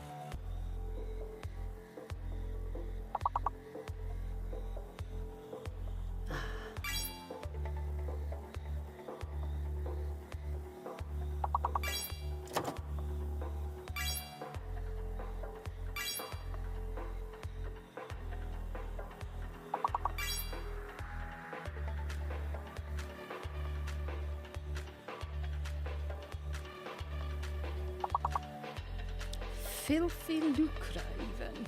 Hell yeah. Yeah, okay, so state of play. Let me think. How are we looking? I'm thinking definitely no Bloodborne, but we might get like a Ghost of Yotei update, like potential DLC information. God of War, likely. Damn. Look at you go, 3 stars. Amazing. Talented. Incredible. Hold on. But yeah, I'm like looking at this and I'm wondering.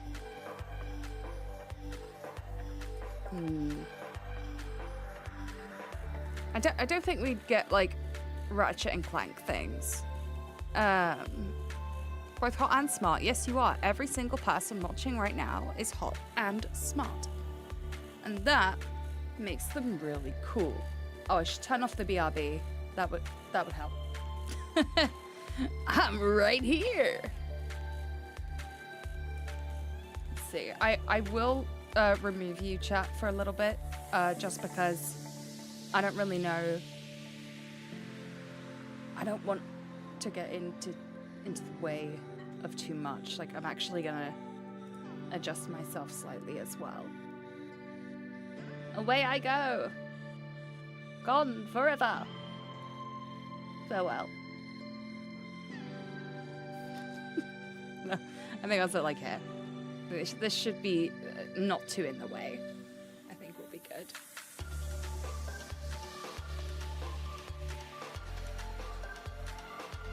She banished us. That's okay, because you know what, Drawny? You can now all say the most unhinged shit in response and it will not get immortalized.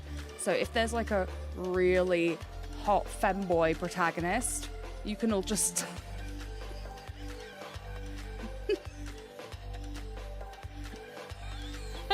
you could go full unhinged and no one would ever have to know. Uncharted, yeah, I haven't really heard of any rumors or rumblings of any Uncharted continuation, but that doesn't mean they won't announce something. And then, much like Bethesda, 7 years later, have no updates on the game. Fucking Elder Scrolls. Elder Scrolls. Alright, let's turn this up a bit. Please let me know, if you can't hear things. Including me. Wolverine! Yeah, of course Wolverine! Is that Ant-Man? Hi, I'm Marcus Smith, Creative Director for Marvel's Wolverine. Today, we're excited to debut a new look at the game. To set the stage, Wolverine is in a race against time to rescue a group of kidnapped mutants before they're shipped off to parts unknown by cybernetically enhanced mercenaries known as the Reavers. However, Logan quickly discovers he isn't the only mutant attempting to save them. Let's take a look. Storm? Storm? Jean Grey? Cyclops? Let's see if we can find the one that got away. Please don't sniff it. Redhead. Jean Grey. Jean Grey. Redhead. Redhead. Jean Grey. Looks like she took off into the industrial park. Oh, yeah, it's gotta be Jean, right? All right, let's search the area. Status update. Oh man. Perimeter stable. Holding position. Give me Jean, or give me death. Oh no, look, I guess it's no Jean Grey. Oh, it's perfect. Oh, it's so fucking gratuitous. I love it. Yes. Oh, it's so over the top. It's like literally every single human is a balloon waiting to be popped, you know? I don't like this. Should do another sweep. It's too quiet.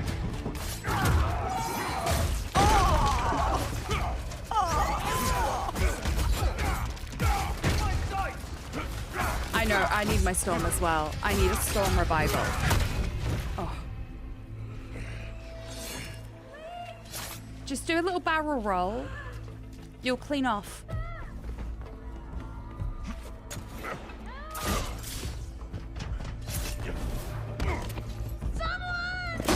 No, leave the kid alone.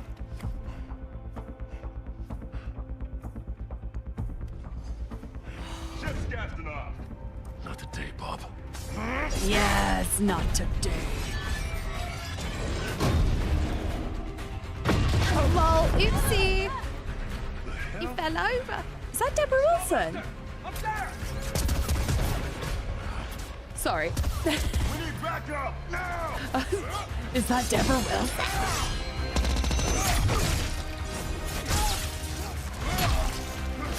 If so, fuck yeah.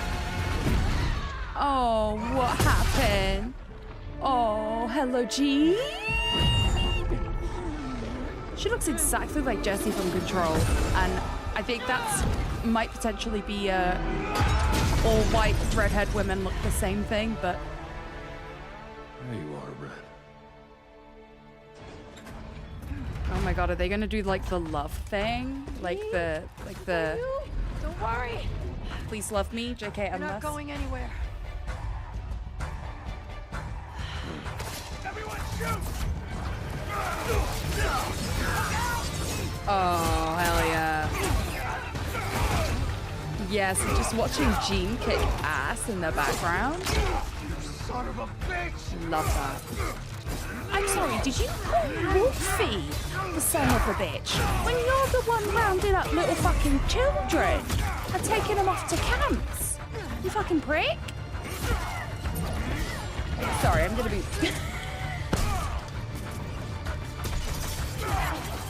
like I'm involved in the conversation.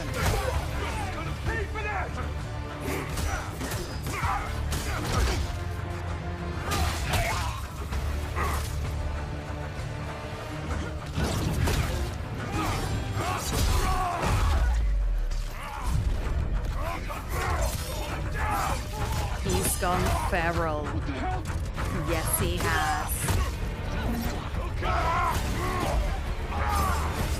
I feel like he needs to rip someone apart, Minna. Actually, not allowed to drive there.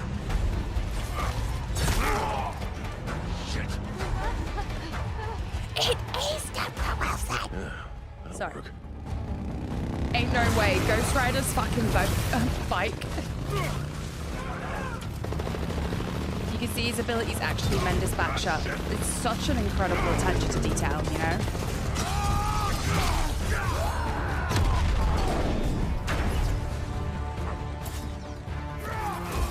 Where are those mutants? Where are those mutants? In the truck. Ouch.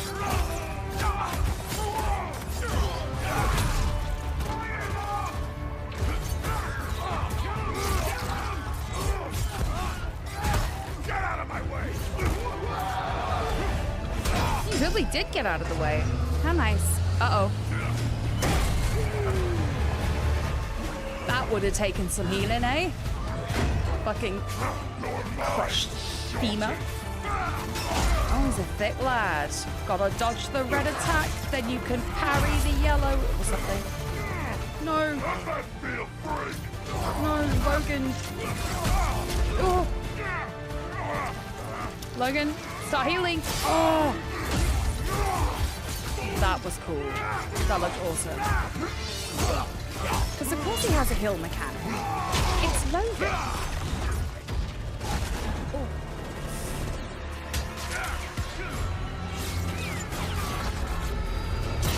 Final destination! Oh, ow. supposed to be Final Destination, but oh!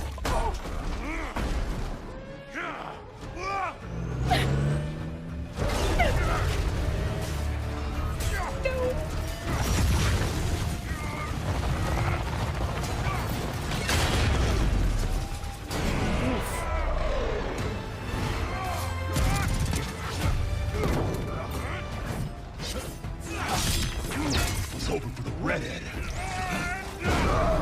You don't get to choose.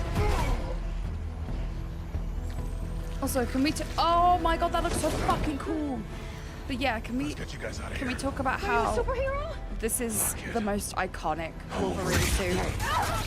For fuck's sake!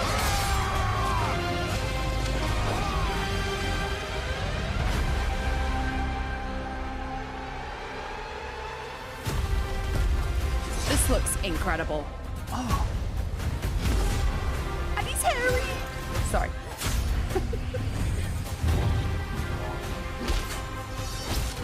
I'm sorry, was that?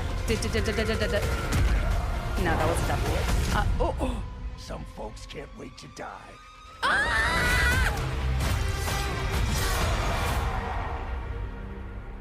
That was Deadpool, yeah. But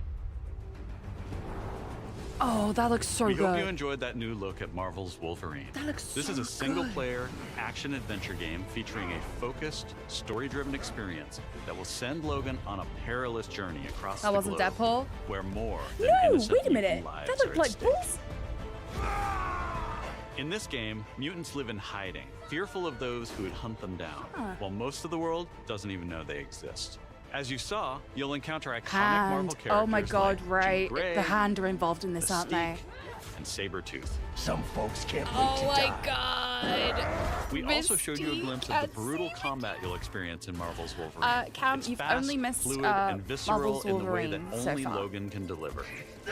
And it looks fucking Marvel's awesome. Wolverine is built to take full advantage of the PlayStation 5 consoles, and we cannot wait for you to get your hands on it I'm when so it glad I have a launches PS5. September Thank you so 15th, much, PlayStation, for 2026. gifting We're me one also of those happy years to ago. announce that you can pre-order your copy today at the end of the show in select markets. Check out PlayStation Blog for more How information. do I know if On I'm behalf the of select everyone market? at Insomniac Games, thank you. We'll see you next time.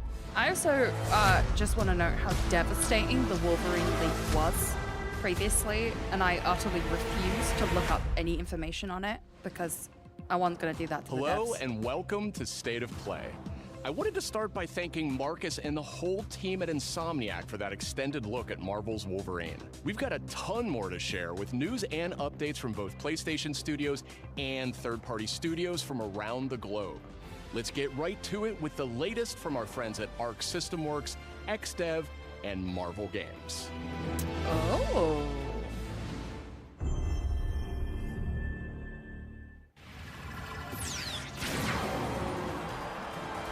Prepare to face the supreme master of the pugilistic art, the Duke of Get Your Dukes Up, Mr. Actions are worth more than any word. And the greatest action is to fight. I've never seen a chin that jizzled. You've defeated Jizzled? whole worlds, but you've never fought Doom. Let me show you why you should need Doom. Think you're a genius, Doom? Your works are mere trinkets. My genius is endless! And now my turn. You made promises, Doom, and those promises shall be kept. This violence will solve nothing, Eric. My dearest Aurora, mutant kind shall rise, and I will be the one to lead the way. I'm sorry. I'm so sorry, Green God. You look a little angry. I'm sure this game looks great. Tricky, huh? Time to stop laughing, Gobby. That all you got? Prepare for trouble. And make it double. Oh my god. I like that they also include Carnage in this. Carnage will give you one to the Moment has come. Attack! No mercy. Let me do it. Magneto. Don't be greedy. Screen Gobber. Knights of Doom, destroy them! Feel my wrath! Assemble. The end is near. The bitrate is super fucked on my end, by the way. Let me just double check. Cool. It just is what it is. One team left to assemble. You. I see much from my perch atop the tree of tranquility. Yet, there are some outcomes that are uncertain, even to me. Is this like a reboot of Gex? I swear. Oh, Crash! Hello! Let's roll! Oh, sorry, Crash, Rayman. Fucking words right, Lauren. Your heroics will no doubt be the Oh stuff my of God, tales Rayman. twice told throughout the Glade of Dreams. Come feed my ox. Oh, hell yeah. Calming biscuits? But It's kind of like How to Train Your Dragon. Oh.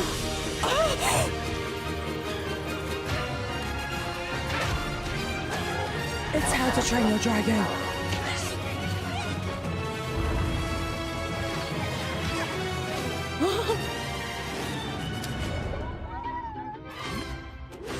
It might not be an official crossover, but this is Rayman and How to Train Your Dragon having a delightful baby. Delightful baby. It's time I made my mark. Against one! You don't stand a chance! Maybe he stands a little bit of a chance. Globots to the rescue! I am as fast as a falcon. Kick size. For the Glade, then! Oh, this looks good. Really pretty. Cool! I'm here!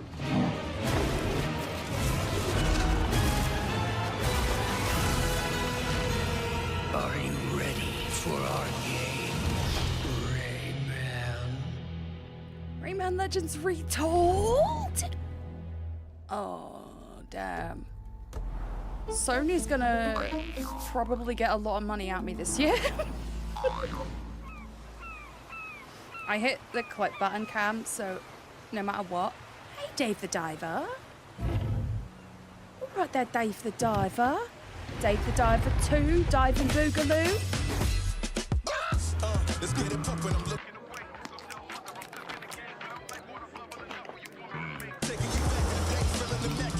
Yeah, if I do a Raid Shadows Legend, Raid Shadow Legends sponsorship, it's because of this.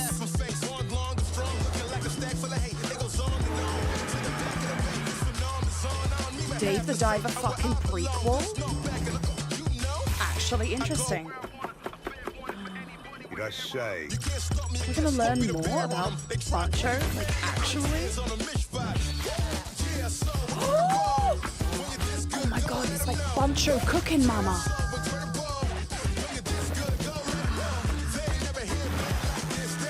Oh my god, I want to play this so bad.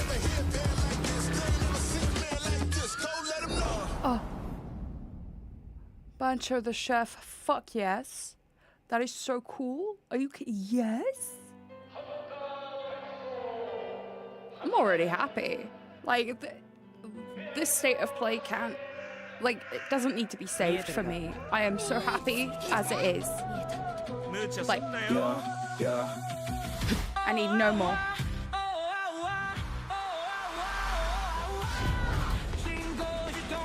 Ooh.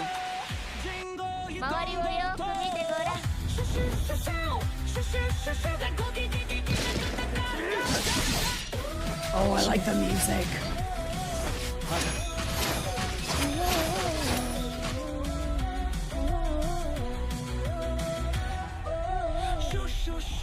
You can.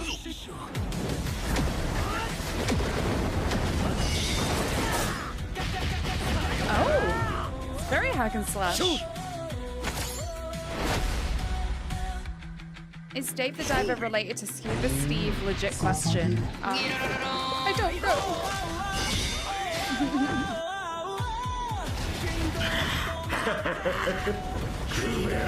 Okay, that was cool.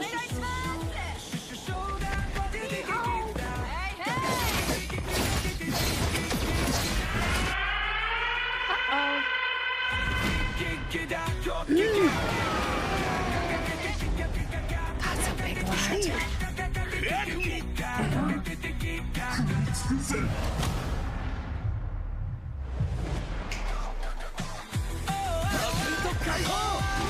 Oh damn. This game looks so cool.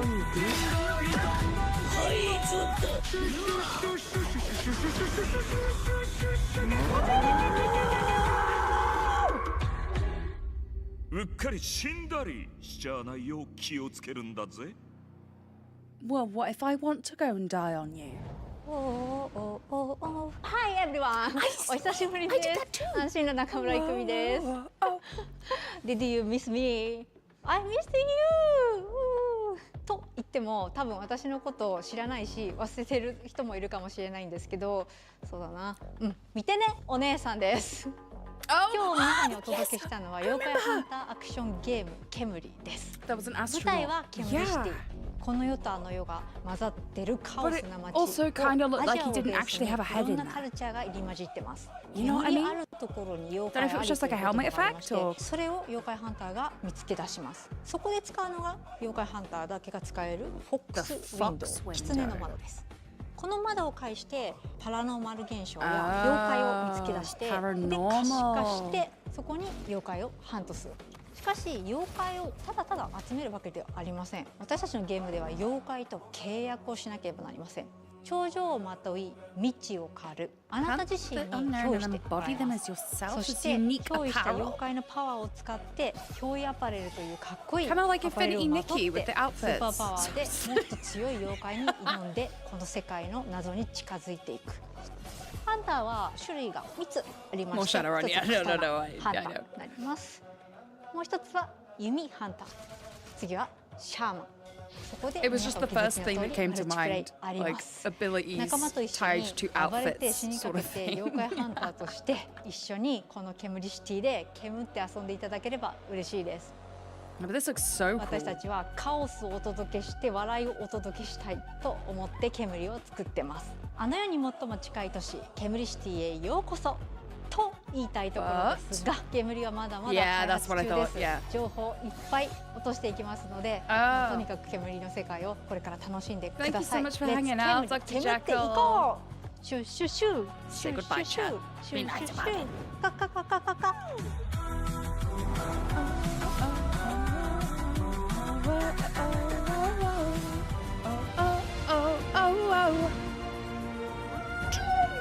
What in the Facetune is that cover? I'm sorry. Why did she look like that? Halfway across the continent looking for you. You're not gonna spot her if you're looking just from that fucking cover photo, mate. Run, Lauren! No, Lauren, not again!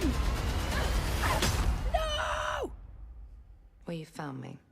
Why does it always happen to Lara? Honestly. Poor thing. Ms. Croft, I hear when it comes to retrieval, you're the one to hire. Bears! This isn't about glory or money or making the world a better place.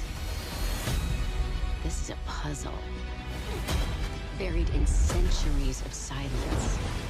Oh, this looks awesome. You don't strike me as someone who walks past a locked door without wondering what's behind it. There's a reason I can only trust you with this.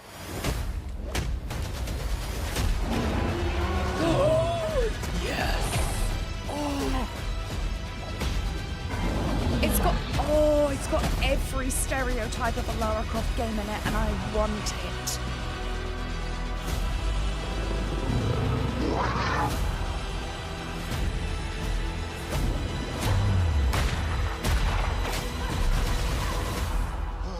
Gotta say, they captured your good side. They really did. But the boobs weren't triangle enough. They need You're to try. assuming I've got a bad side.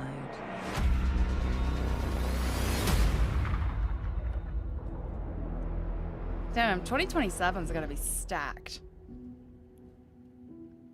It's a remake of at least the first one. Yeah, but it's I like.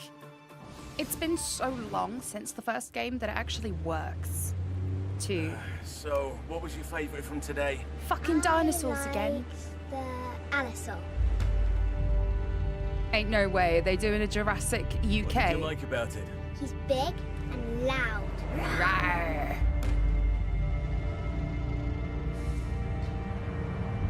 Please don't kill the child. He likes you. My favorite is the Diplodocus. Diplodocus. Shit.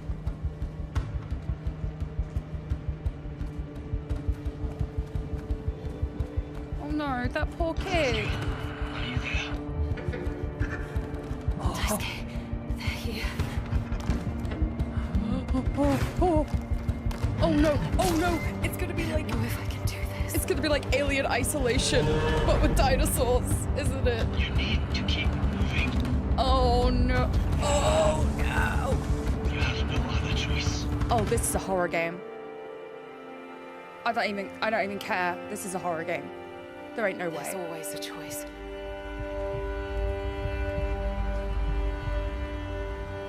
The Lost Wild. Yes. A dinosaur caused my dad to die in a car crash and now I'm out for revenge. You know what? That's gotta be the... It's gotta be the... A baby!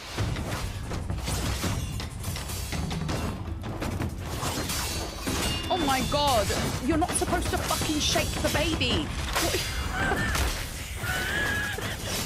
not supposed to shake babies like this.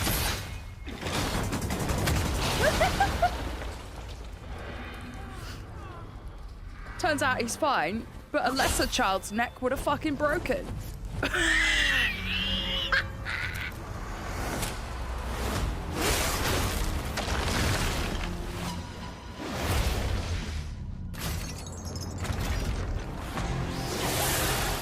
Oh, this looks fucked up.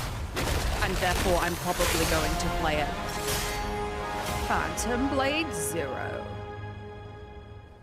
Parents, you must not do a backflip while holding the baby, especially when you're not supporting the baby's neck. Back in early 2023, S-Game first showed us Phantom Blade Zero in passing at a hotel. And we knew immediately that this game had incredible potential. Look forward to more details in a gameplay and story deep dive coming later this summer. Next, let's head over to the sandworm-infested sands of Arrakis in Dune Awakening. In this open-world survival RPG, you can fully immerse yourself in the world of Dune. Unravel a cinematic story filled with mystery and intrigue, featuring many of the characters from the books and movies. Find the Fremen, wake the sleeper. Lisan al-Khaib. Alone or with friends, you will explore the vast open world of Arrakis. Oh no, this is just the Dune game that's already out. Secrets of the Fremen. Along the way, you'll discover new technologies, craft gadgets and weaponry, and build a base of operations that will grow and expand as you progress towards power and fortune. Pursue the path of Well, I the have Bene 9 hours of Gesserit, cutscenes to reflect the Swordmaster, films. Trooper, or Yes, Mentor, and they are all unskippable. and master anything from mind control to brutal hand-to-hand combat. In Dune Awakening, you can choose to play with your friends or alone in a brand new single-player mode arriving with the PlayStation I just release. remembered Jizzled. Sorry.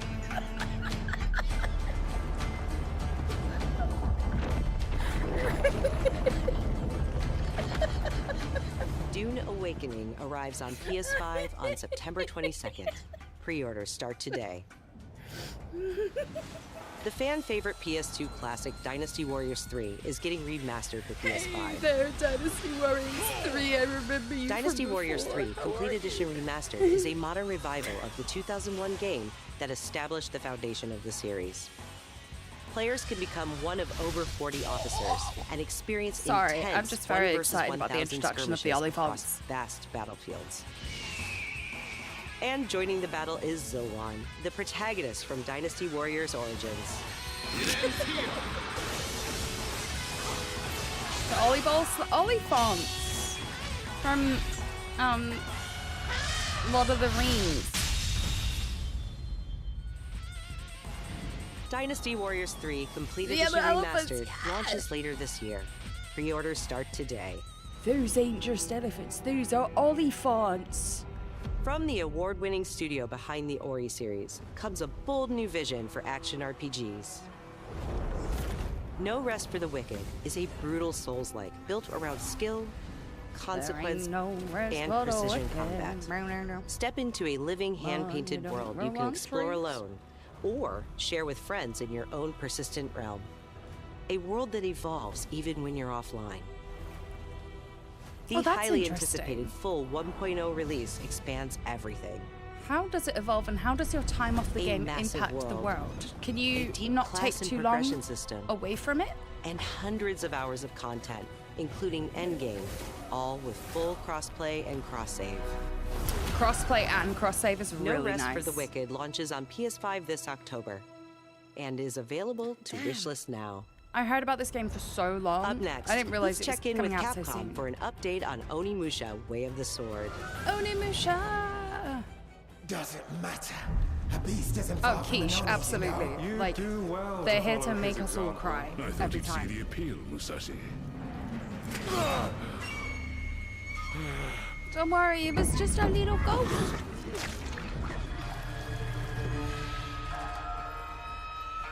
He had that 2010s fuckboy pout. Exactly. Which means you know he's trouble. Musashi, I sense Genma.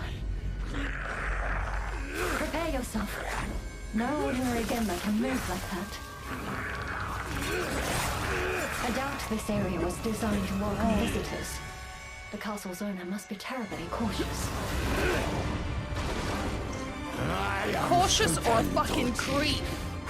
Miyamoto Musashi, the fool who seeks strength yet rejects the power of the Oni. His name's actually Rodney. You shame yourself, but child. close enough. Witness my might! If you live by the sword, fighting is everything. You live by the sword, you die So by you've the lost. sword. Will you swap the sword for a trowel? Like hell I will. Or a fishing rod. What then? Are you going to start taking human souls? If human souls are what it takes. No, don't do it. You'll turn evil. If that's the path he walks, I will follow. I've chosen to trust Musashi's judgment in all matters. Ori departed. Give me every ounce of power that you have. In return. Then get going, Onimusha.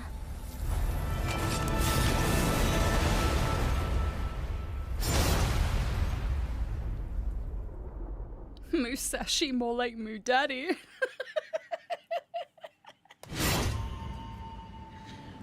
Everybody's so horny. Hey, if you pre-order, you can wait get to get our hands on Onimusha: Way of the Sword this September. But you won't have to wait long to try it yourself. Here's one more update from the Onimusha team. Demo? Gameplay demo? Oh! That's what I want. I need to know if I can handle the combat. Because Sekiro absolutely destroyed my hands. Whereas I feel like this might be less Sekiro, more Neo-ish. We'll have to see.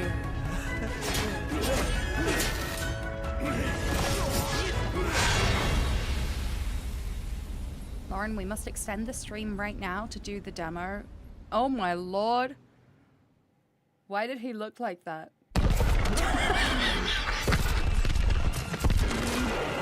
Oh my fucking god, what are you?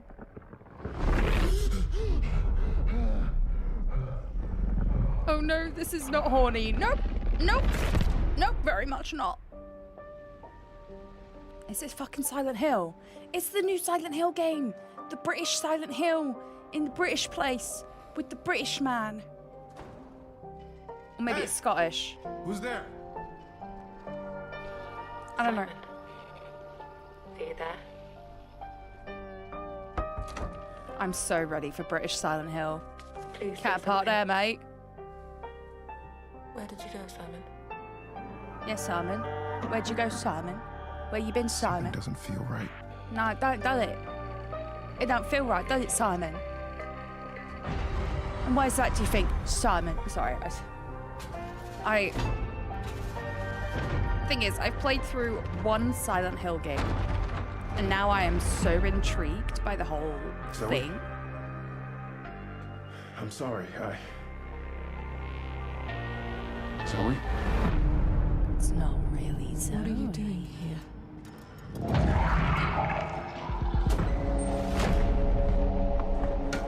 Oh, wait. What if this is another, thingy situation? This man, this Simon's a bad man. Oh, hell no. Oh, no. Oh, this is some amnesia type shit. No, oh. There's more of them. Oh, no. And it's going very Outlast. I'm not... Oh, this is going to be probably one of the scariest.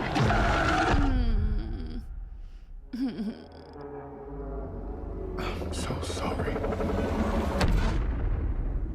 Fear the truth behind the static. I already fear it. Oh. Right? An American comes to a British town, The target fucking is the destroys front gate it. of the capital of our homeland, the Federation of Central Asia.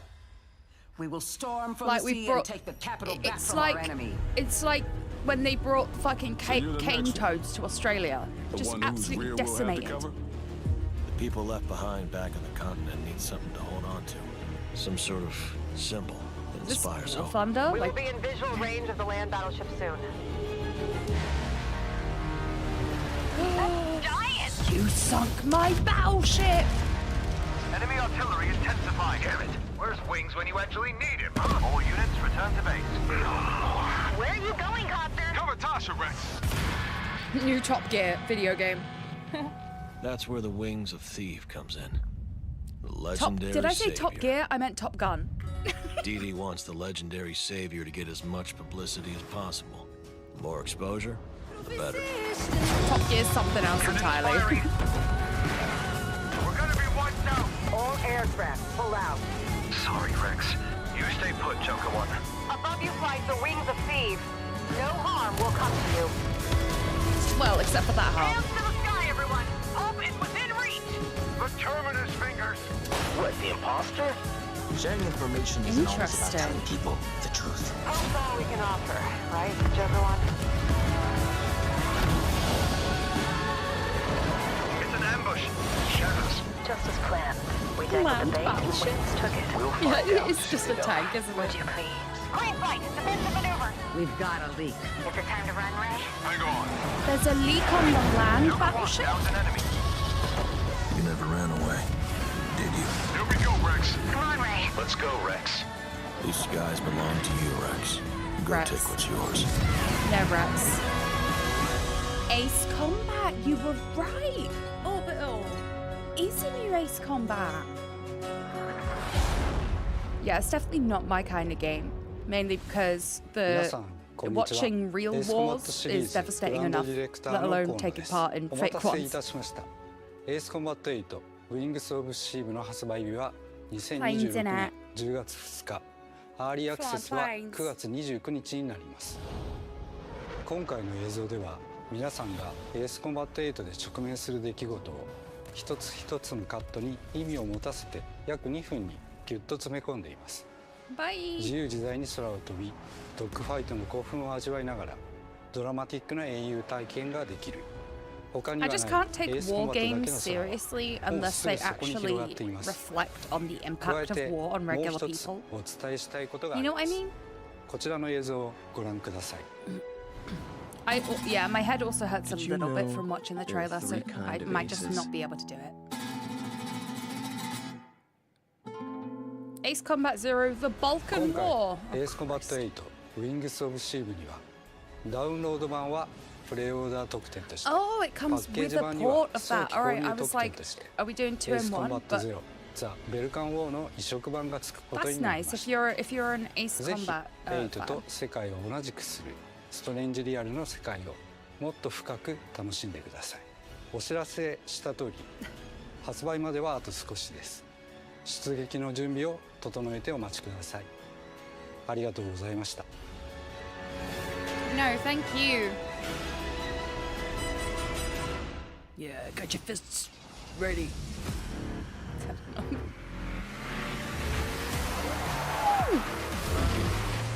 Looking a little Need for Speed.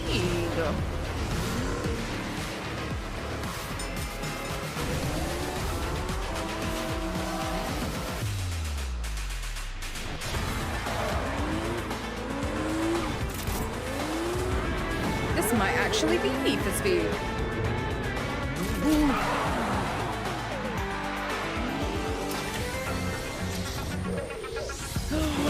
Kit! Oh, that's fucking cool.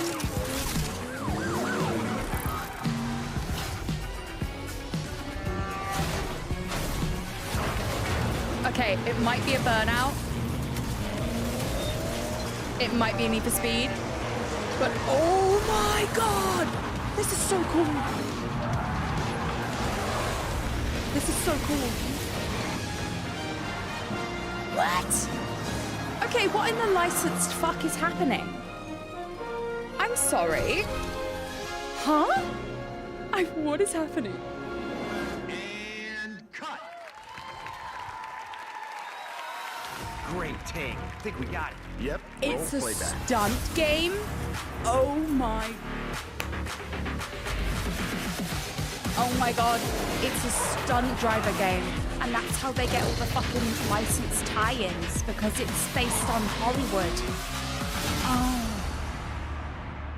That's cool. Wait, that's actually really cool. I kind of love that. I'm not gonna lie. That's kind of really cool. I kind of want to play that. Nasty injuries. It's like a beast tore him apart. A beast out here? A beast out here. Don't there's no beasts here. But he's still weak, so Don't be be careful. silly. Don't be silly. There's no beasts here. What's going on? Everything's totally fine. Normal. In fact, actually, that's just the local kids.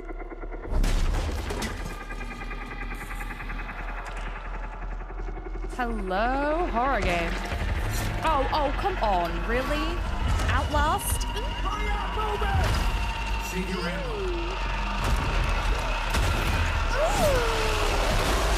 Zombies? Die, bastard. Zombies again? And you're tough. Surprisingly lively for someone who just came out of a coma.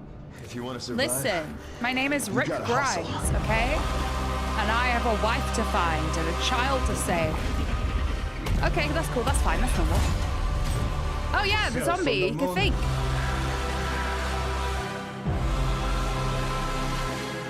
I will help you, but you must. I'm sorry, did her tits just jiggle then? Sorry. Did she just have like really intense jiggle physics just in the tiny little crotch? Turns out I'm a lucky man. Like, you can see the tiniest bit of cleavage and it just wobbles. But death. Oh. That guy's face. I hated everything about that guy's face. Well, good luck. Keep quiet in there.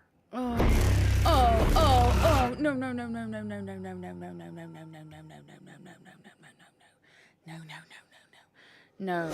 Okay, chat, you might have to... Dylan! Control Resident! Yes! Yes!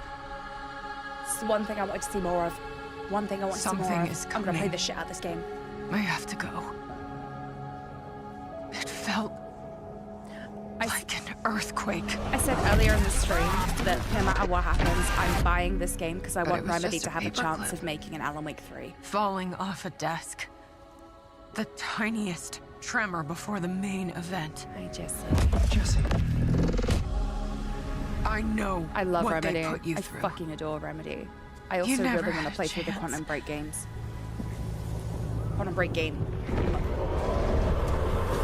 Hey. Dylan, you're in 2 worlds at once, buddy. 2 days before the lockdown fell, an uncategorized resonance appeared in Manhattan.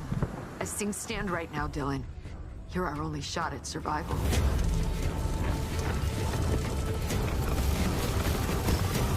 Oh, that's messed up. What? Oh. You are not FBC. You're not even fucking human. The FBC locked me in that cell for years and forgot about me. The hiss, it was a way out. People can change. The past doesn't matter.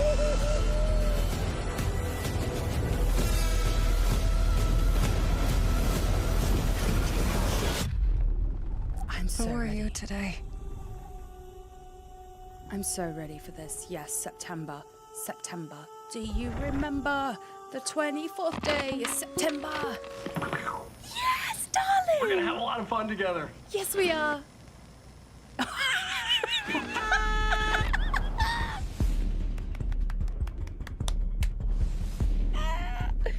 I fucking... Oh, that's so great. That's so great. Is this marathon? That was so great. That was so fucking great. Why would it be marathon, actually? Never mind. It looks like marathon, but it's probably marathon. I'm so obsessed with Remedy games.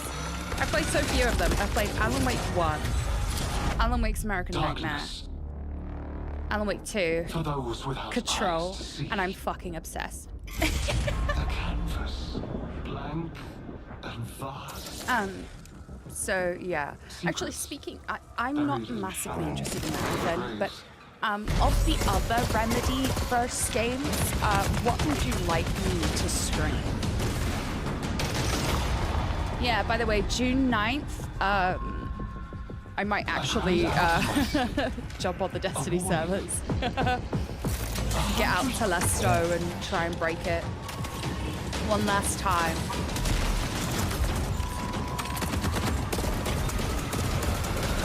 Marathon's currently on sale, by the way, for $28, and then there's a free week coming up this week or next week.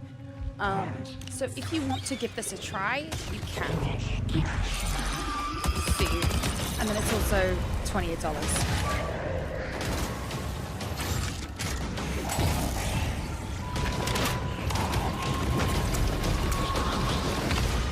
I was pretty good at Destiny, only because I really enjoy the combat where you move really quickly, slide around the world, fly up through the air. I was Warlock main. That was me, Warlock main.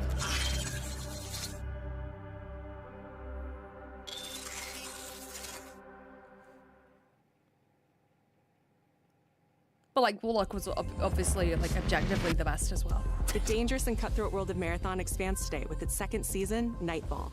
And if you haven't checked out Marathon yet, Bungie announced an open trial period for the launch of Season 2. You'll also be able to pick up Marathon at a discount. Now, let's take a look at what's coming soon to PlayStation Plus. Up first, a beloved fantasy world is finally coming to PlayStation for the first time. RuneScape Dragon Wilds is an open-world survival game where you rise from survivor to dragon slayer. By GF? Play solo or with friends as you explore Ashenfall, a beautiful, dangerous new frontier in the RuneScape universe, where power is earned and every action deepens your mastery. RuneScape. With magic at your command, cross deadly terrain, mass forage in seconds, uncover hidden paths, and outmatch brutal monsters. Have RuneScape and Manscape ever done a collab? Craft stronger gear, master magic, melee, and ranged combat, and push deeper into uncharted Razors regions for of men. Build a home together, farm the land, and you have to do fish like, the waters. you know how like in Make it RuneScape yours. you need to like spend like 100 hours fishing RuneScape just to Dragon like level Wilds up. arrives day It's the one same on thing but with PlayStation shaving. Plus later this year. Manscape RuneScape Next up, collab is here's a just preview of games coming to the shaving Classics mechanic. catalog over the next few months. That you could level up. In June, battle colorful enemies with musical instruments in Guitaru Man, one of the most stylish rhythm Holy games from shit. the PS2 era. Guitaru Man is back? Are you fucking serious?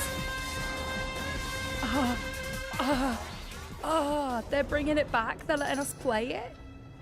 In July, PsyOps The Mindgate Conspiracy joins the Classics catalog. This PS2 action-adventure mixes run-and-gun gameplay with psychic powers. Ooh. Dead Space? Who?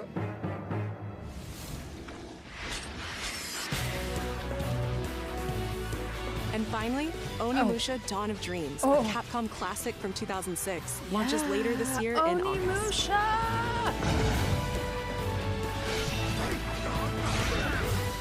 No, watch out. Yes, exactly. I really appreciate the Classics catalog just from a perspective of like avoiding abandonware. Like it's always sad Akashima when Island. Sorry, it's Haunted a new Far Cry. by dark stories. Our goal: confront the evil, corrupting paradise. Oh. This is Dead True International. Oh my god, wait, what if this is like a new anthology Dark Pictures type situation? Come on, let's get a photo together. Or like an Until Dawn type thing. Over! You're rotating on that one. A for effort, dude. Oh. Who's the buff idiot? Could they be Does a no new one Dead know Island? this guy? I don't think so. I think we're looking at like you two some haven't met yet, right? slightly Sebastian. awkward horror-y. I'll be looking out for you. Roland, whenever you're ready. Like a quarry. This facility has been shut down for decades. That was I'm Neil Newman. investigating. Untold until now. This is a new quarry. This is a new Until Dawn. This is a new Did you hear that? Dark Pictures. Nate, are you out there? Ooh. Oh. We gotta go. Right! I have a bad feeling. Let's get rid of it. Grip it tight. No! He's coming! Through there! Take a deep breath. Fuck! Which way? Not that way. The mine. We're gonna have to jump! There's rocks down there! Push loot or jump alone? Oh! Oh! Can you do what needs to be done? Oh, not Until Dawn 2. Everyone can live. Everyone can die. Yes. Fucking yes. Yes. Yes. Another Until Dawn. Fuck yes. Yes. Hi, I'm Stu Tilley, Creative Director of Firesprite Games. And I hope you enjoyed the first look at our brand new installment of Until Dawn. In Until Dawn 2, a successful crew of ghost hunters who I'm fake so all playing their this, best chat. content I'm come so face to playing face this. with real horrors for the very You first can time. you can witness Whenever all you're of ready. my fucking failures. Having just signed Yes. a deal with a major TV network, they visit an abandoned tropical island. But beneath that beautiful surface hides dreadful, Yeah, I feel like pushing him is a bad heartbreaking idea because centuries old and hungry. can't for control the vengeance. trajectory very much. But if he We're jumps looking forward alone, to sharing he more might get an details about actual this very push soon, off. ahead of release in 2027. Thank you. I do like that they've given us all a hint on how to save that guy. Push Luke just fucking dead. Now we have one more game to show, and it is something special. This is a brand new title debuting with more than 20 minutes of uninterrupted gameplay. So turn up the volume, sit back, and enjoy. Oh god. What is it?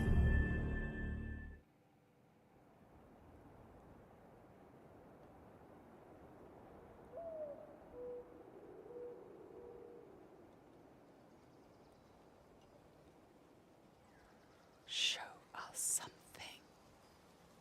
Of course it's Sony. Who else was it going to be?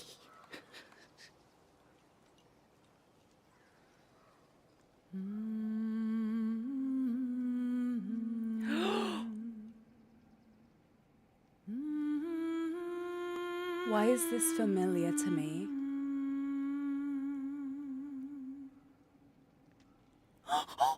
God of War, God of War, God of War. Maybe.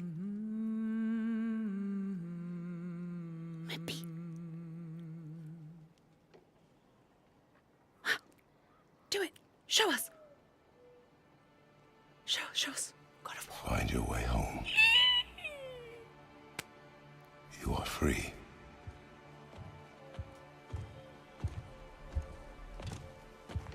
Oh.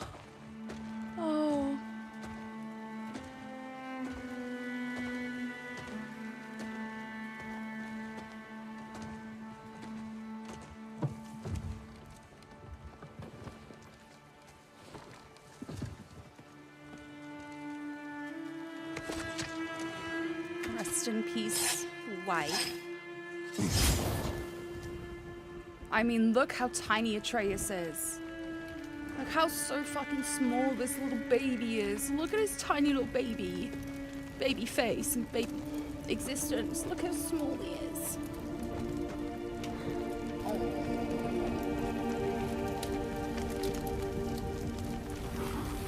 Little baby.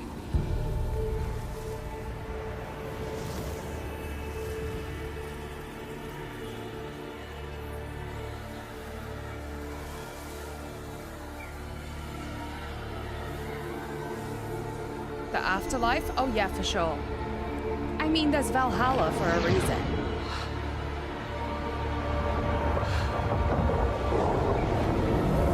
Are we gonna see? Are we gonna be?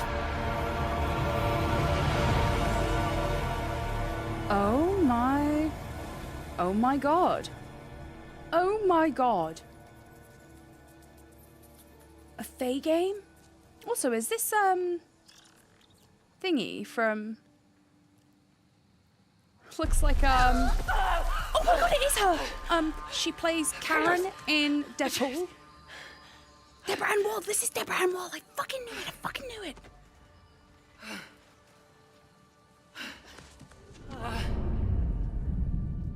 Fucking incredible casting, by the way, because Deborah Ann Wall is the way she can act is incredible. She's fantastic.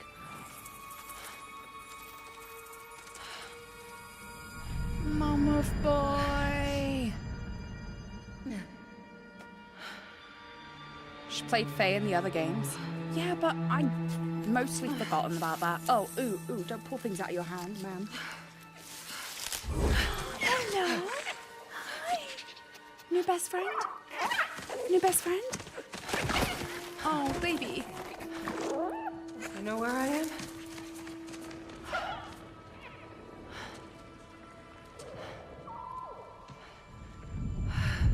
Deborah Ann Wall, you go find that small baby right now. And you go befriend it. Okay. And you go cuddle it. And you love it. They're starting to love him. It's just... Damn, girl can jump. She's like a fucking frog. With 20 minutes of gameplay. Yeah. She's a giant. Well, that doesn't mean they're all sprightly, is it? This definitely isn't the light of Alfheim. Not every giant can carry their own weight like that, is all I'm saying. All right?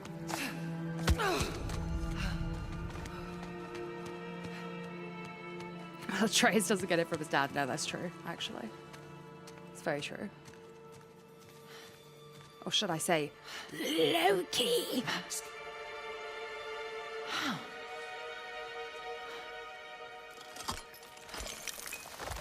Yeah, we should be concerned about the flower.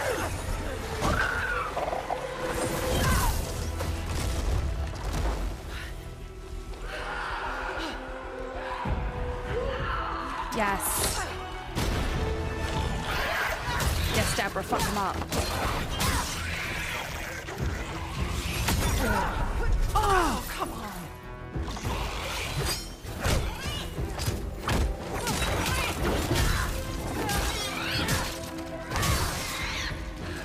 Shouldn't have been that difficult.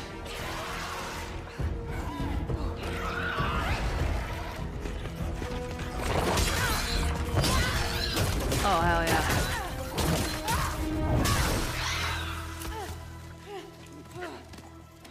Hi, friend. Yeah. Hi, new best friend. Good idea.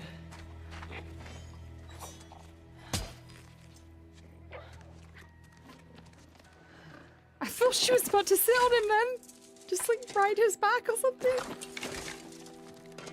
Like, oh, he's just the mount? Alright. Are you okay?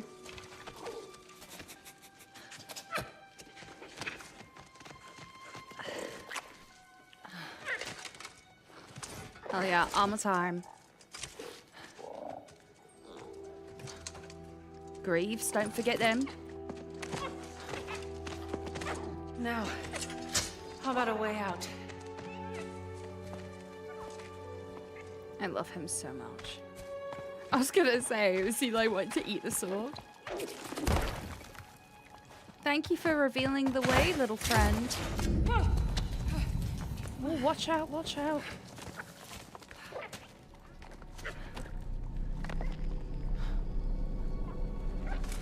Oh wow, it's Guess so I'll find my own way from so here. weird. You can jump. Sorry. How many people are going to be mad that we're playing as a woman? Yes, but their opinions don't matter. No, it can't be. It's not possible. Like, I'm sorry, if your only criticism, if the one thing that will stop you from playing a video game is that you play as a woman, when that woman is so integral to the shaping of other characters in that franchise, maybe you're just a fucking bigot. Just cool as hell. Deborah Ann Woll is a fucking, like, incredible actress. And you just know we're gonna get a hell of a fucking performance in this game. As well as we all know how good God of War games feel. We know how well made they are. Like, I just don't think it's a I don't think it's a very legitimate criticism. Hello.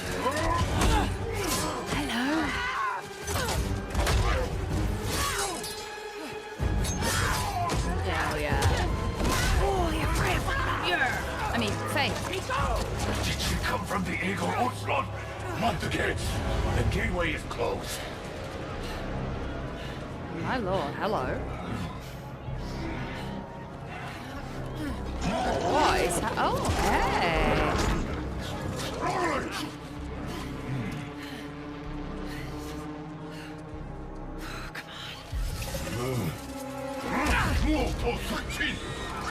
No magic. No, leave him alone. No.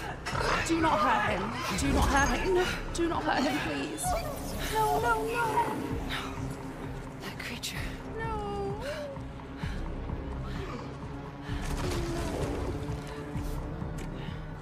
Hey, hey! Kid. Let him go! Oh. No. No, don't hurt her. Quickly do it. Blow up the... Yes! That's it, Deborah. Fucking nuke him. How to make players hate the villain, kick a puppy. Yeah, literally cause any level of distress to an animal, and I will fucking kill you. By the way, ads are starting soon. Can't avoid them, I'm afraid. But thank you for being here. Oh, never mind. Ads are snooze for 5 minutes. It won't last before the end of this gameplay thing. Oh no, he's hot. I mean, yeah, he's literally on fire. Look at him. Oh, hey, what's up? Oh, no, never mind.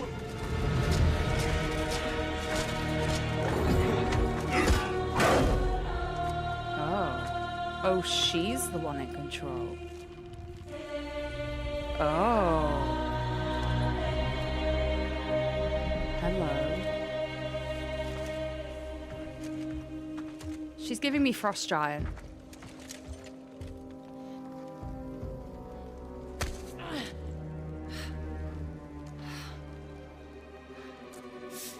Oh, no. Stop doing that. Oh. Another mask.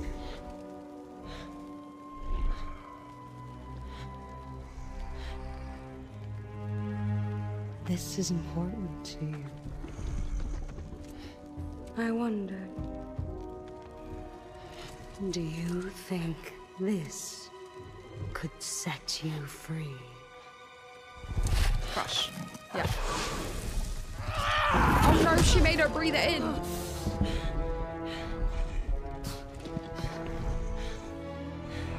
You touch me again, and I swear, I will kill you.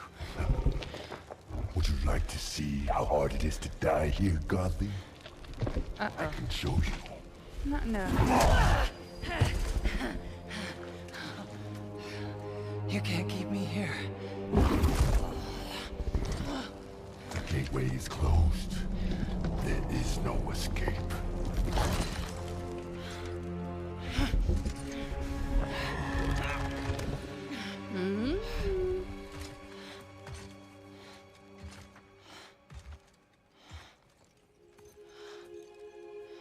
Resisting the truth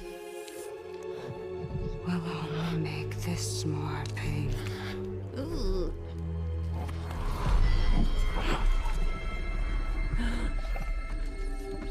Hello? Hello, who is it? Oh. Segment. The bat signal. Betsy, I will handle that problem. You deal with our new pet. Did he just call her Sekhmet? Oh my god, she's an Egyptian god then.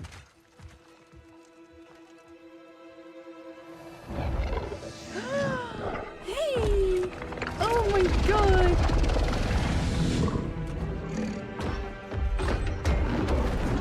Hi, big baby!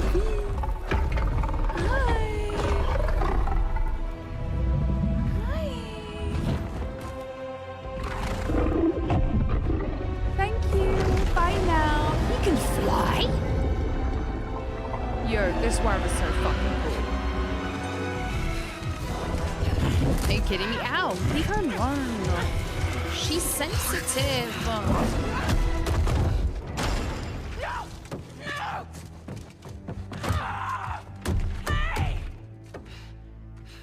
I'm gonna be honest with you, chat. She could easily squeeze through those bone bars. I'm sorry. Like, I mean, she could fit through. She could easily fit through. I think they're gone. Squeeze her way out a little bit. Just be careful. Oh shit. Fresh air. Oh. It's the fucking you're Tesseract. different. You're a cube. Talking. You know what? It doesn't matter. How do we get out of here? Yeah, we've tried. There's no way out. And you're a talking sword. I'm not the sword. I'm the ribbons, obviously. Yeah, My name is obviously. Ru. The cube is Frank. Ruin Frank. I'm Faye. There has to be a way out of here. Not talking Way sword, out, talking but ribbons, you're not even all actually. here. Chat. Have some respect. Of course I'm not here. I'm dead. You have to be dead to come through the gateway. It's like you're holding something back. This isn't working. You could fit through those fucking... Oh! Oh, he might be dead. Where are we anyway? Afterlife of the gods? I call it Afterlife the of the everyone. gods. Afterlife of the gods. Great. So, what's the plan, boss? Not your boss, Frank. Last news. That cask. That's why you're trapped. Yeah. Wait, you made that big explosion happen, right? Could you do that again? Yeah, it's probably gonna hurt you, Frank. Wrong here. Boimler, is that... Oh I my feel god. wrong here. You want out, right? I think we all want that. You might Definitely do. Faye, you need to accept it. All of it. You're dead. How? How do I accept that? Simple. Focus. You're here. Be here. Be here, Faye. But what if I need to be somewhere else? Well, then you... Then focus on what you do need.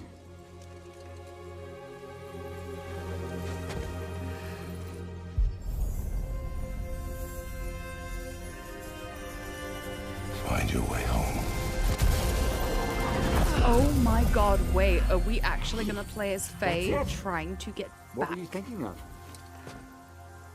A promise. Okay, we'll take it. Now let's get out of here. Okay. I promised to her husband that she would return home.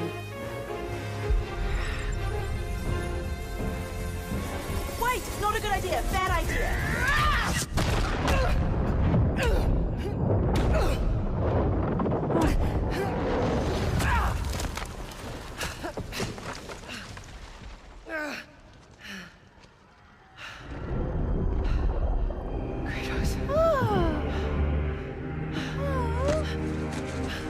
Hello. Kratos.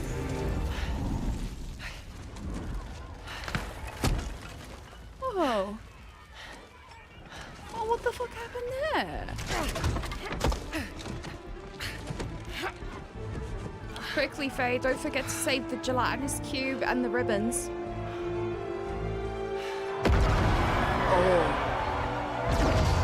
Ah. Huh. Seems Faye has caused quite a kerfuffle. What? Rue? I think you should give her the sword. How do I know I can trust her? I'll give it back. I promise. Okay, Frank, new best friend. Okay. Take it.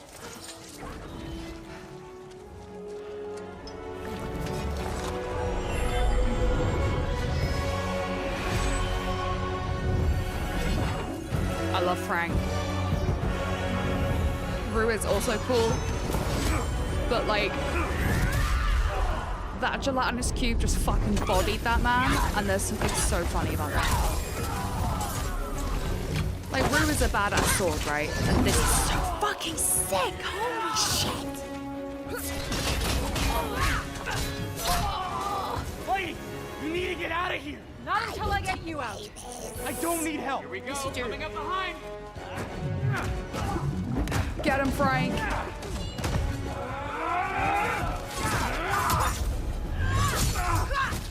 Oh my god. Do him in, Frank. Oh. The style is kind of reminding me a little bit of like the dual fire sword thing. It's like the I can't remember the name of the weapon, but the ones that were on the chain, like the chainsaw, like the chained swords. It's giving me that sort of vibe on the moveset, and I really like it. I really like it. That was my favorite An weapon. idea on opening that cage. Hey, kid! Hey, Frank. Come on.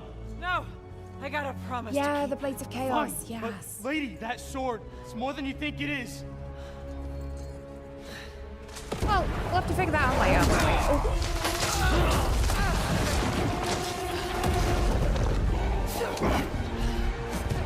Are you all ready? There ain't no way that sword is Excalibur, but imagine it was. That would be the funniest fucking thing. Keep got them. Like, now she's the fucking king of England, you know?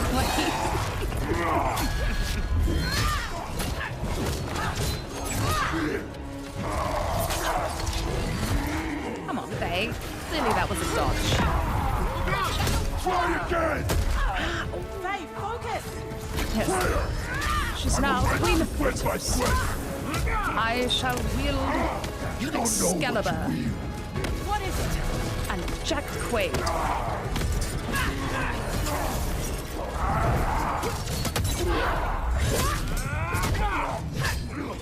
Ribbons are named Rue, which is a very Celtic name. You're scared of this sword. Why? I fear nothing. Oh, that's a fucking lie.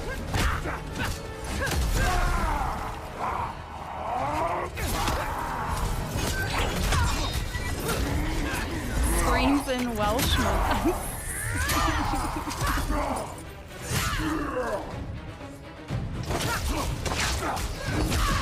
Boudica is commonly portrayed as a redhead. Holy shit. If Faye canonically becomes Boudica, I'm going to lose it. That would be really cool. I don't give up!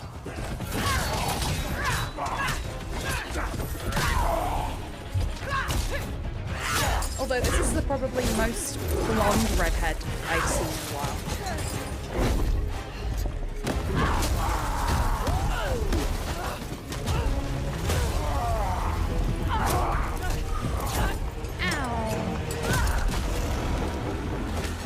Does that hurt, Faye? Does that hurt a little bit? No. Strawberry blonde is a thing, right? The very like fair redhead is a thing, but Boudica's never been portrayed as a very fair redhead. Does that make sense?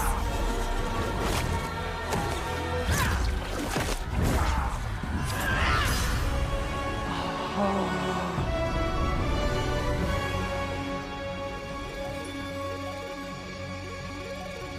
God of War Lao Fei. That looks so good. That looks so good. That looks so fucking good. This looks so good. Yes. This looks so good. Oh my lord. That showcase was fucking awesome. Oh, it'll be 2027. At the earliest, it's going to be 2027.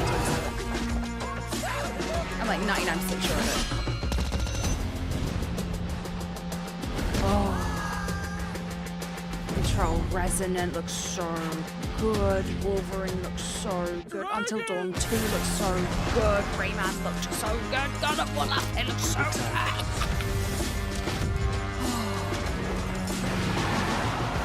The car thing? The fucking prequel to Dave the Diver. Oh my god, so good.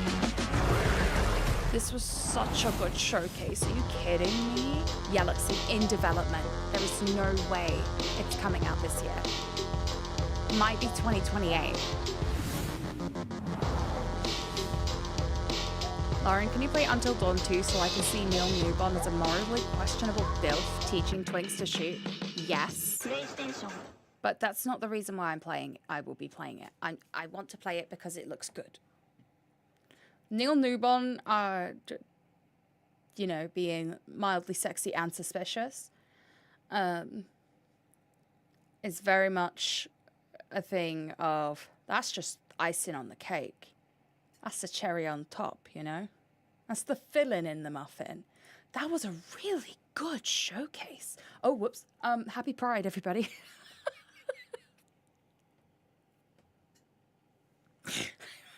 Forgot that was there.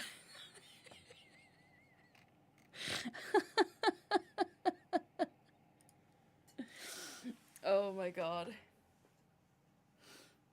£10 says in the year between now and Until Dawn, to Lauren Frigate, say if you push Luke, he dies and pushes him on our playthrough. Yeah, but what if they're faking us out?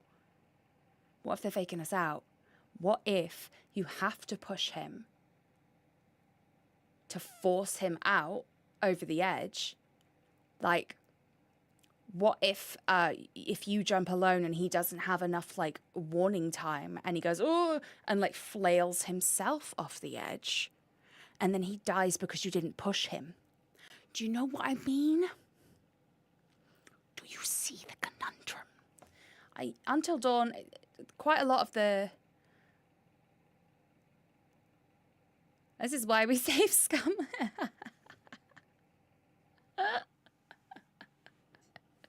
I mean, what was the... which was the one that was like the boat with like the divers and stuff? I can't remember which one that was. I think it was Dark Pictures. Might have been a Dark Pictures. The first in the anthology, yeah. So, in that game, if you resurface from the dive too quickly, and then you take a drink of alcohol later, right at the end of the game, you kill off a character. And there is such a big disconnect between those choices that a lot of people didn't realize what was happening. And that's so fucking clever. So I just can't trust that they won't have something that appears fine for now, but then later down the line, I can't remember what it is. There's a thing. I think it's called compartment syndrome. No, it might not be that. There's a thing that basically decompression. Is it decompression syndrome? The bends, yeah, the bends. Yeah, basically with diving, if you resurface too quickly on a dive, you could basically kill yourself from the effects of the decompression on your body, which is why which I already knew about the existence of the bends. So when I was playing it, I was like, we are not going up quickly because I thought she would die in that moment if I went up too quick, which is why I held her back, because I figured if she rushes up too quickly to save her bro and then collapses on the deck, like, that's not very good. She's fucking dead. So yeah, no, I think Until Dawn 2 is very much... The funny thing is, when they were introducing Until Dawn 2, it was giving me vibes of, like, Far Cry 3, with all of the assholes going to this island and doing this, like, private getaway situation, and then, oh no, there's a fucking insane person here trying to kill us all. So I'm really interested to see where that goes. And Wolverine looks so good. Oh my god. I don't think I've watched a games showcase that good in a long time. Like, there were so few disappointments. You know what I mean?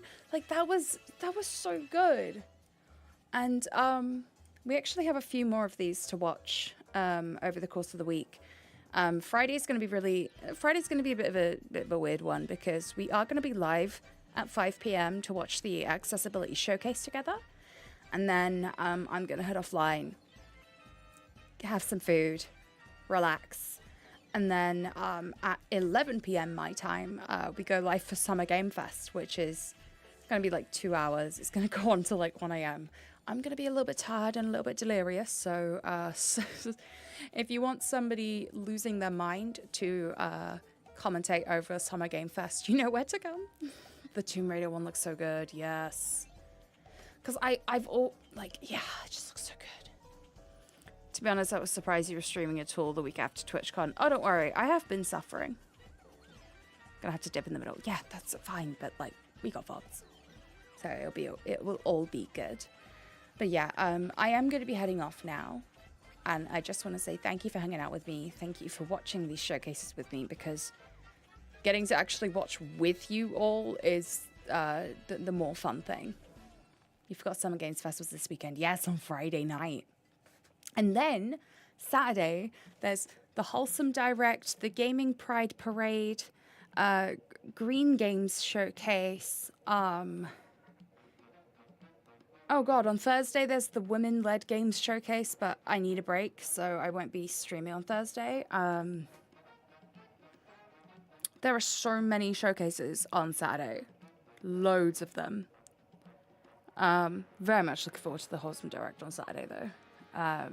But yeah, we've got a lot of video game things to watch this week. For me tomorrow, I actually have a call with demo producers. So, very exciting. Hope that goes well tomorrow. But yeah, I'm not going to be back online until Friday, 5 p.m.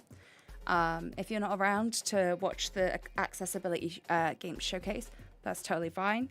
The VOD will be available, so you can watch it at your own speed when you've got the time to. If your interest is in games accessibility, or if you have accessibility needs in the games that you play, that might be worth watching, just to keep an ear out on the kind of games that might be playable for you in the future. If not, hopefully I will see you hanging out in chat during the Summer Game Fest. Feel free to fall asleep watching it, by the way. If you end up falling asleep on like your keyboard and just typing out a bunch of gibberish, even better. Also be live on Saturday. And yeah, hopefully all will be good. But for now, I'm gonna go take care of me. And that means going the fuck to sleep. Night night. It's 20 past midnight. Sweet dreams. Good night. Night night. Bye bye. Sweet dreams. Bye bye. Good night. Sweet dreams. Bye bye. Night night. Bye bye. I don't know how long I'm going to keep this going. I think I just have to hit stop streaming or I'm just like not going to